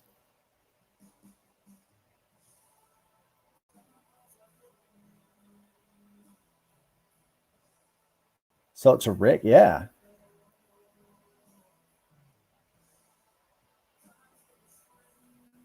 Yeah, I'll sell it to you, Rick. Oh, so that's why Jerome wants me to show it. Yeah, nice logo, dude. I love it. It turned out great. I'm excited about it. So I know I do have to turn that layer off so that I can continue to draw. Yeah, Rick, let me know. Make an offer, and I'll get it shipped out to you.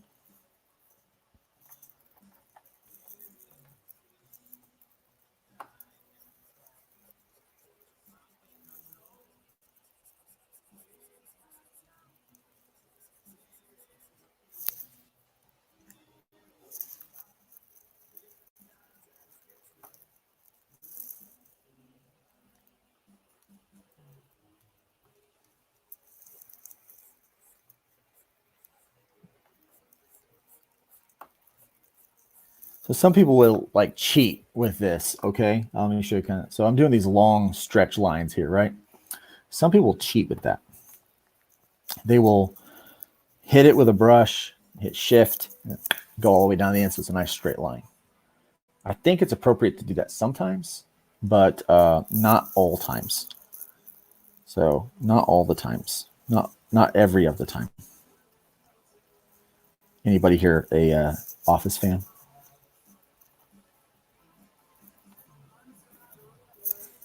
He's one of the 3 Voodoo Lords. So I have 3 more. I have 2 more Voodoo Lords to draw. And I also don't want this to be perfectly straight because I want to add kind of like a little bit of a crook in this stick so it comes across more organic.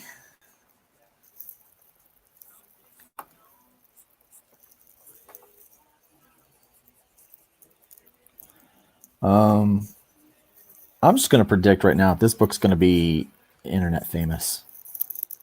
Can I say that without sounding like a jerk or pretentious? Because it's not me that's going to make it internet famous. I think the story is really good. I think it's a great work that Travis is doing, and happy to be a part of this. I actually asked if I could draw it. I was like, can I be on this one? So I think it's going to be internet famous because I think it's a cool story. I think people are going to like it. I think it's going to cross genres and it's going to cross audiences. And I think it's going to be something fun that people can talk about. It's going to make you feel things.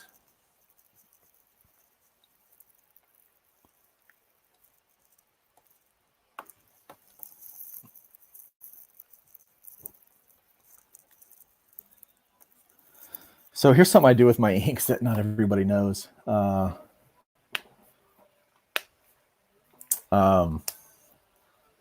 don't always draw all my pencils, but if I'm going to ink something, I sometimes will ink pieces of the picture that haven't been drawn because they're only in my head.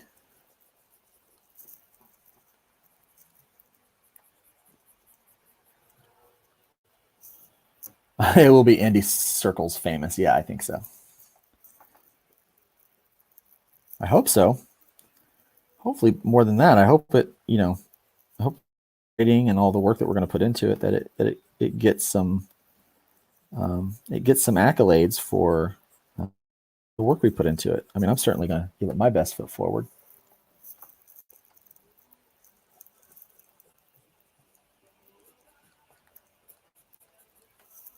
How do I want to approach that? I feel like that's just too clean. I feel like he's dirtier than that. I don't like where that's at. You race, erase, erase. I like it better there. That's where I wanted it.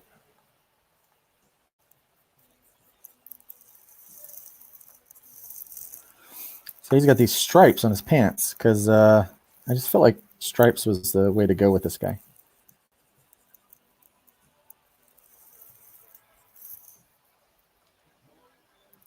You wouldn't know what to offer. Seriously, what do you think's fair, man? $50,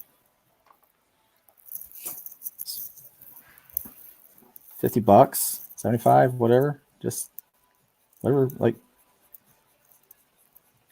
buy me a cheeseburger. I don't know.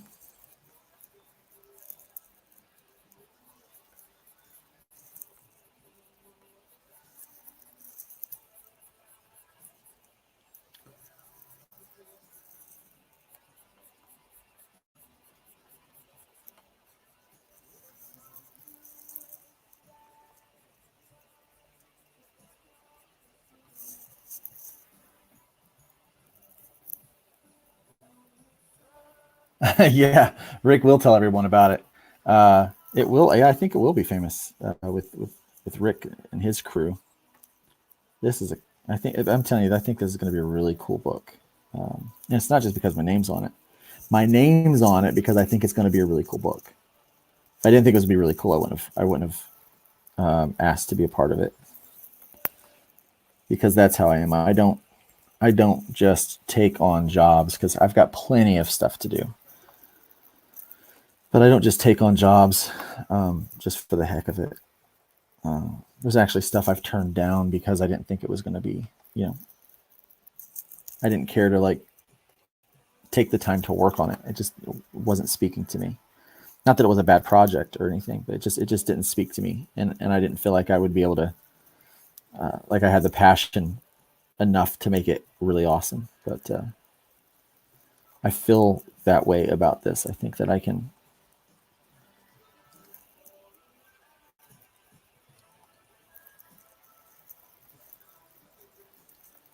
Yeah, see, this was going to be like a 30-minute video. I am an hour and 45 minutes into it. So we're going to stop at 2 hours, whether I'm done or not, because I have some other things I have to do before I can crash for the night. But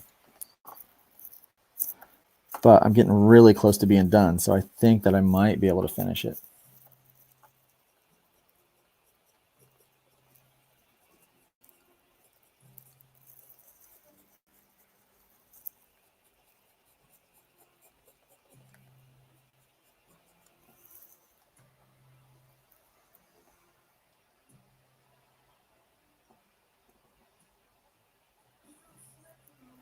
Yes, he does know hybrids. He will be the proud owner of all 5 issues very soon. I'm excited about the prints coming in.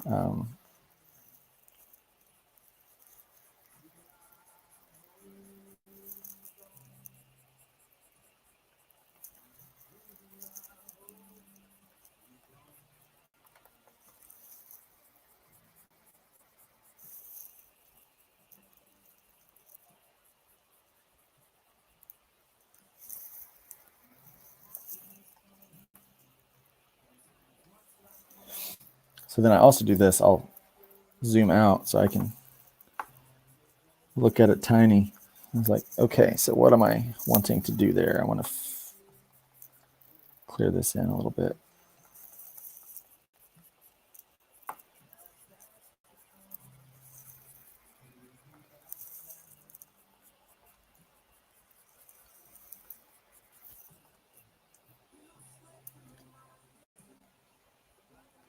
Yeah. What I love about this book, the book's origin story, is it had originally pitched a superhero story. Yes, you did. However, I really felt this story had something to say. It can really speak to the culture that Luke and I are part of. And that is absolutely true. And that's what made me excited about it. Because I was not going to draw the superhero book. I had no interest in drawing that one because I've already done that. And so when you pulled the superhero title and you said, hey, this is what I want to do, I was immediately interested. I was like, okay, and now I need to be a part of that project. So you don't have to find an artist.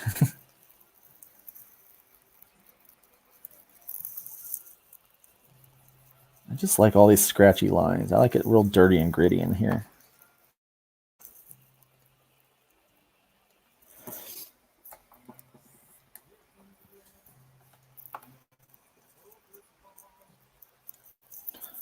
On that a little bit. So I don't get too crazy with those lines.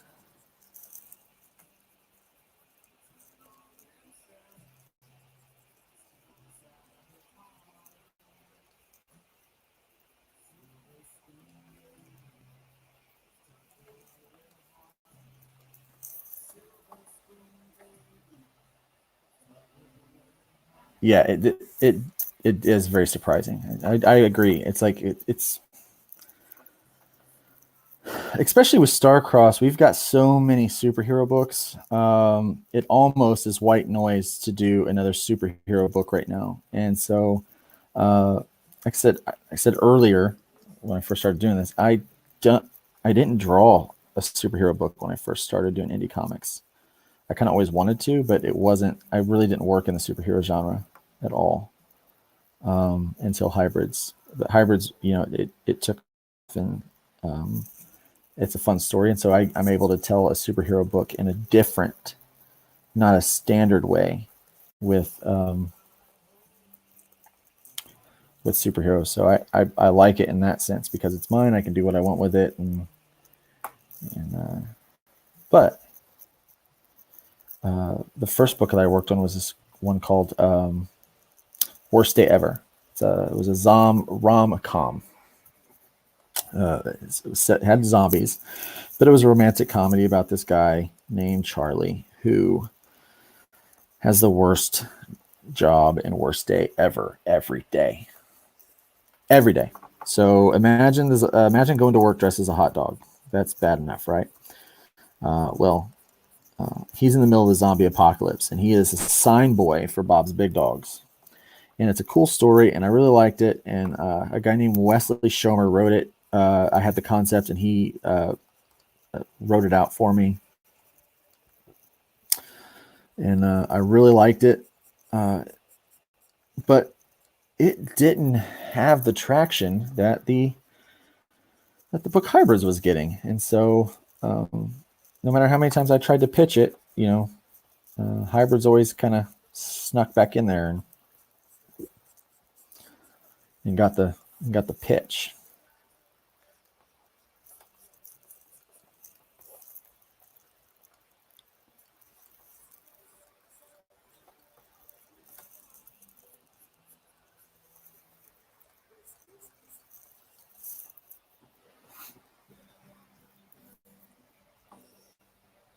You know what? We might finish this in 10 minutes.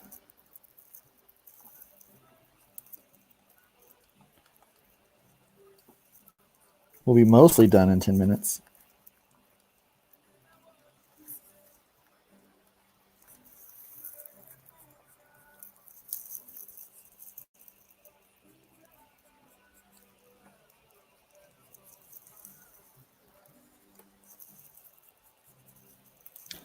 But yeah, I just thought that this was a way cooler option to have on the Starcross catalog than the than the other. Not that the other wasn't cool. It was definitely a cool idea, but this one just really spoke to me. Look at this, another little happy little skull. You can't have enough happy little skulls, in my opinion, on the Voodoo Priest, on Bishop Lucas. He likes to use skulls to accessorize. So this is part of a hand here, but you know what? It's hidden.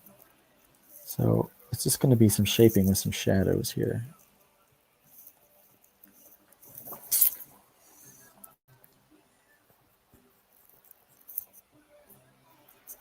I still got 3 people watching. Wow, you guys are sticking with me. That's awesome. Appreciate you guys. I really do. Hopefully it's some relaxing entertainment for you guys tonight. Some content for the weary soul. Watch a little art, hear about some stories, tell some stories, and hear about the project.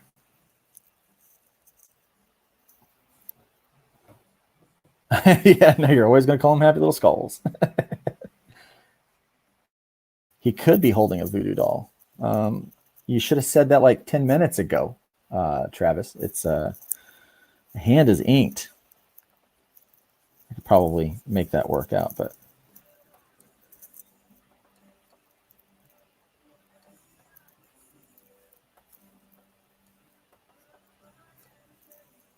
happy little skulls.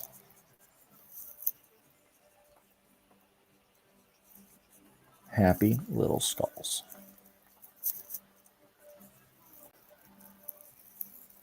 Make it really clear for the colorist that this is his vest on the other side.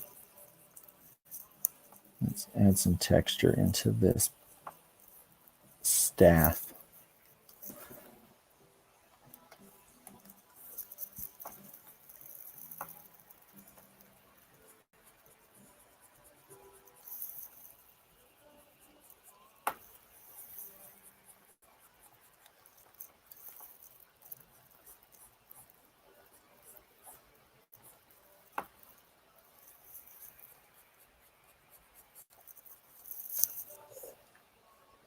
Well, I'm glad. Thank you. I thank you very much. I'm glad that you appreciate it, and I'll keep doing this as long as people appreciate it. I want to do it. I'll do it. I'm just saying, he would be holding a voodoo doll. If Obama was still president.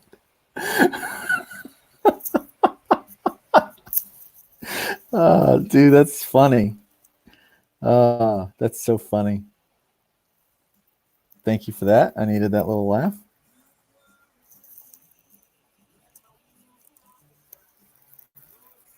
Scratch this in, make this a little grittier. So it's a little different than, you know, my normal stuff. Like I said, I've said that enough already, I think, but I don't typically do so many lines. I leave a lot of it open for the colorist, but man, this is fun too. All right, so 5 minutes. Let's see what we can do here in 5 minutes just to kind of finish this off. And there'll be a 2-hour draw. That is actually it's kind of impressive, actually. Be able to get all this done in 2 hours.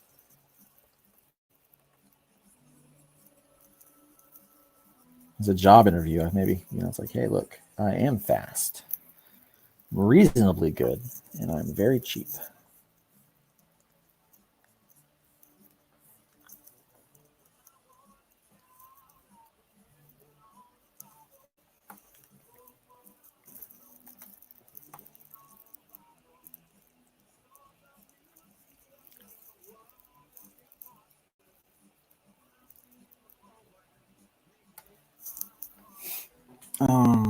Jerome, our title guy,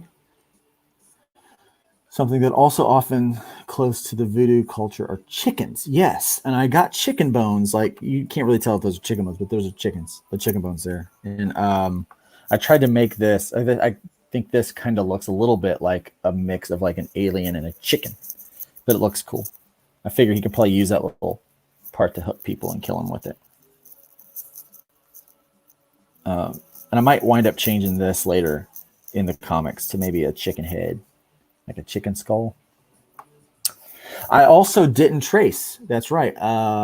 From start to finish, you can see that I used, and actually no references at all, which is something I typically. Jerome, you're our letterer. Awesome, dude. Great. So I'm really excited to have you on the project. I typically letter a lot of books for myself and Starcross, so it's nice to not be the letterer on this one, and it might be something where I hit you up for future projects, man. If I don't want to be the letterer myself.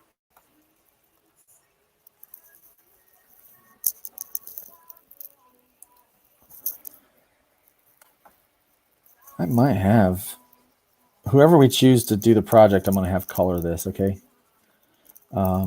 We can use this as a promo piece, but yeah, this is definitely for sale. If you're interested in it,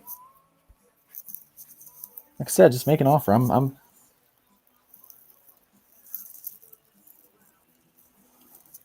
just happy if people want to enjoy the art in their home, you know, just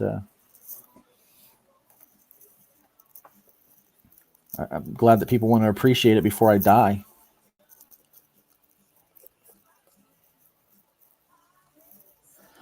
Would he have any tattoos, Travis? Could I do like some tattoo-y things here on his belly? Like, would he do that? You know what? Let me do another layer here just in case. Layer, new, and enter. Do a little new layer on here. Some voodoo markings. Let me just look that up. Got my arm in the way. Sorry there, guys.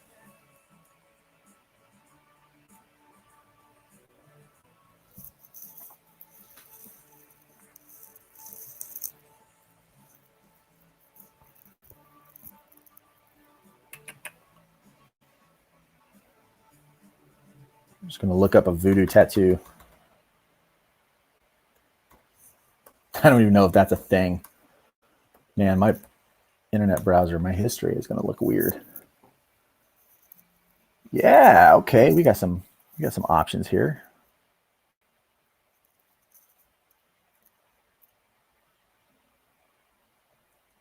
So there we go. Let's do something like this.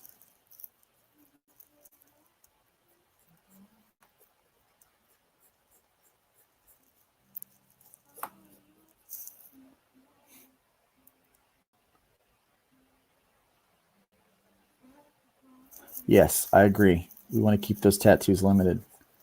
So our heroes are tattooed. And so I'm going to do this. There's this symbol here. I don't even know what it means, but some dude tattooed it on his face. So we're going to do something similar to this. I'm just going to make my own version of it so that I'm not taking anybody's thing.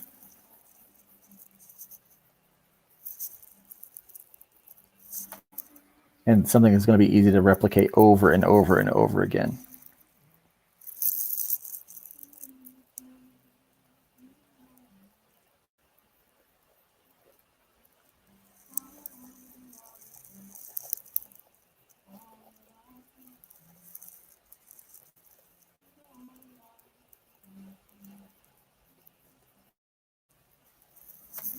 I think some's just there cool on the side like that. What do you think of that, Travis? Put that in a little tattoo green ink or dark against his Brazilian skin.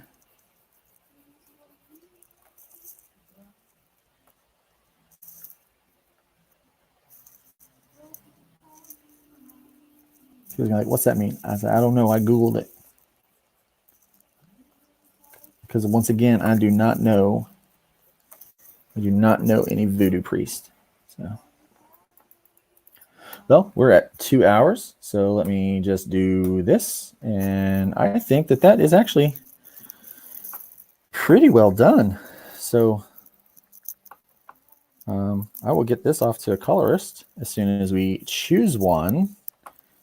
And that'll be the first thing I kind of have done for promo piece. Besides our little tester that we're doing.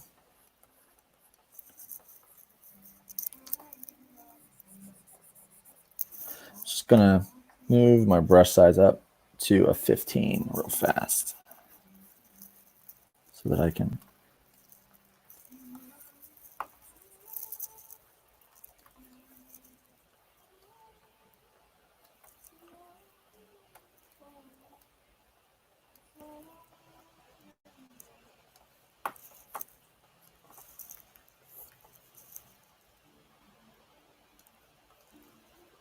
All right.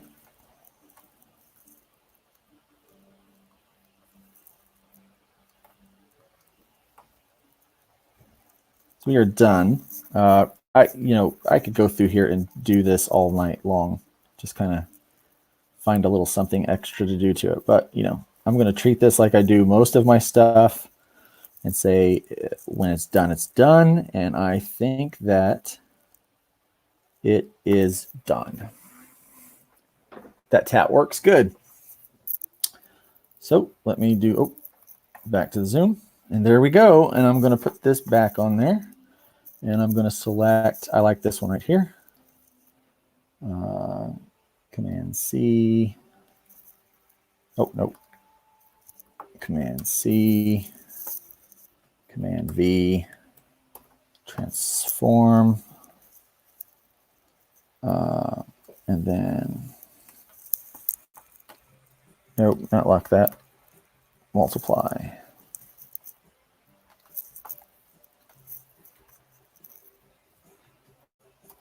Oh, dang it.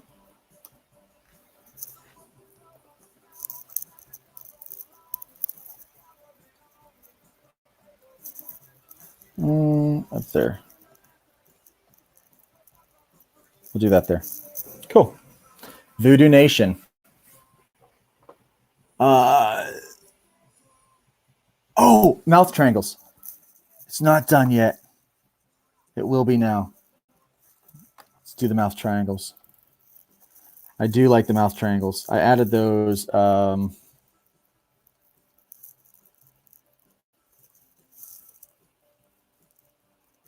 the design earlier and completely forgot about them.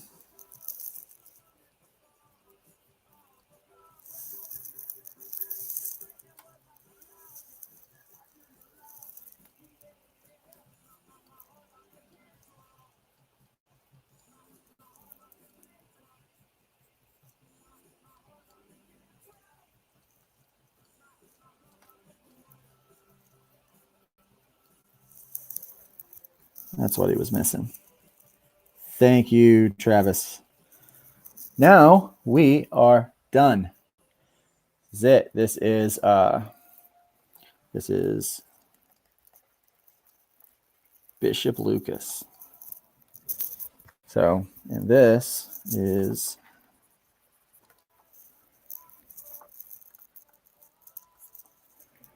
there you go. Finished work, guys. Thanks for hanging out with me for 2 hours and 5 minutes. Hope you enjoyed that. I'll try to come back maybe once a week or a couple times a week and do this. Thanks, Jerome. Appreciate that. Looking forward to getting this thing colored. And I'll just show you what the straight up inks look like. Turn off all the pencil layers. There's a lot of them there. That's just the straight up inks right there. So see, nice and gritty and lots of lines. And so looking forward to working on this book with Travis, and I will come and do some more work with some more art here in the future. And yes, PM me, Rick, and we can get a one of this out to you very soon, actually, if you want it. I can get it out this week. So just have to work with my printer. They're happy to do that. So all right, have a good night. God bless you guys. Remember this. Try to be good to somebody today, not because they deserve it, just because. And try to be a little bit better today than what you were yesterday, and the same goes for tomorrow. And just leave the wood pile a little higher than you found it. Have yourself a great night. God bless you guys, and I will talk to you later. Soon. I'll talk to you later.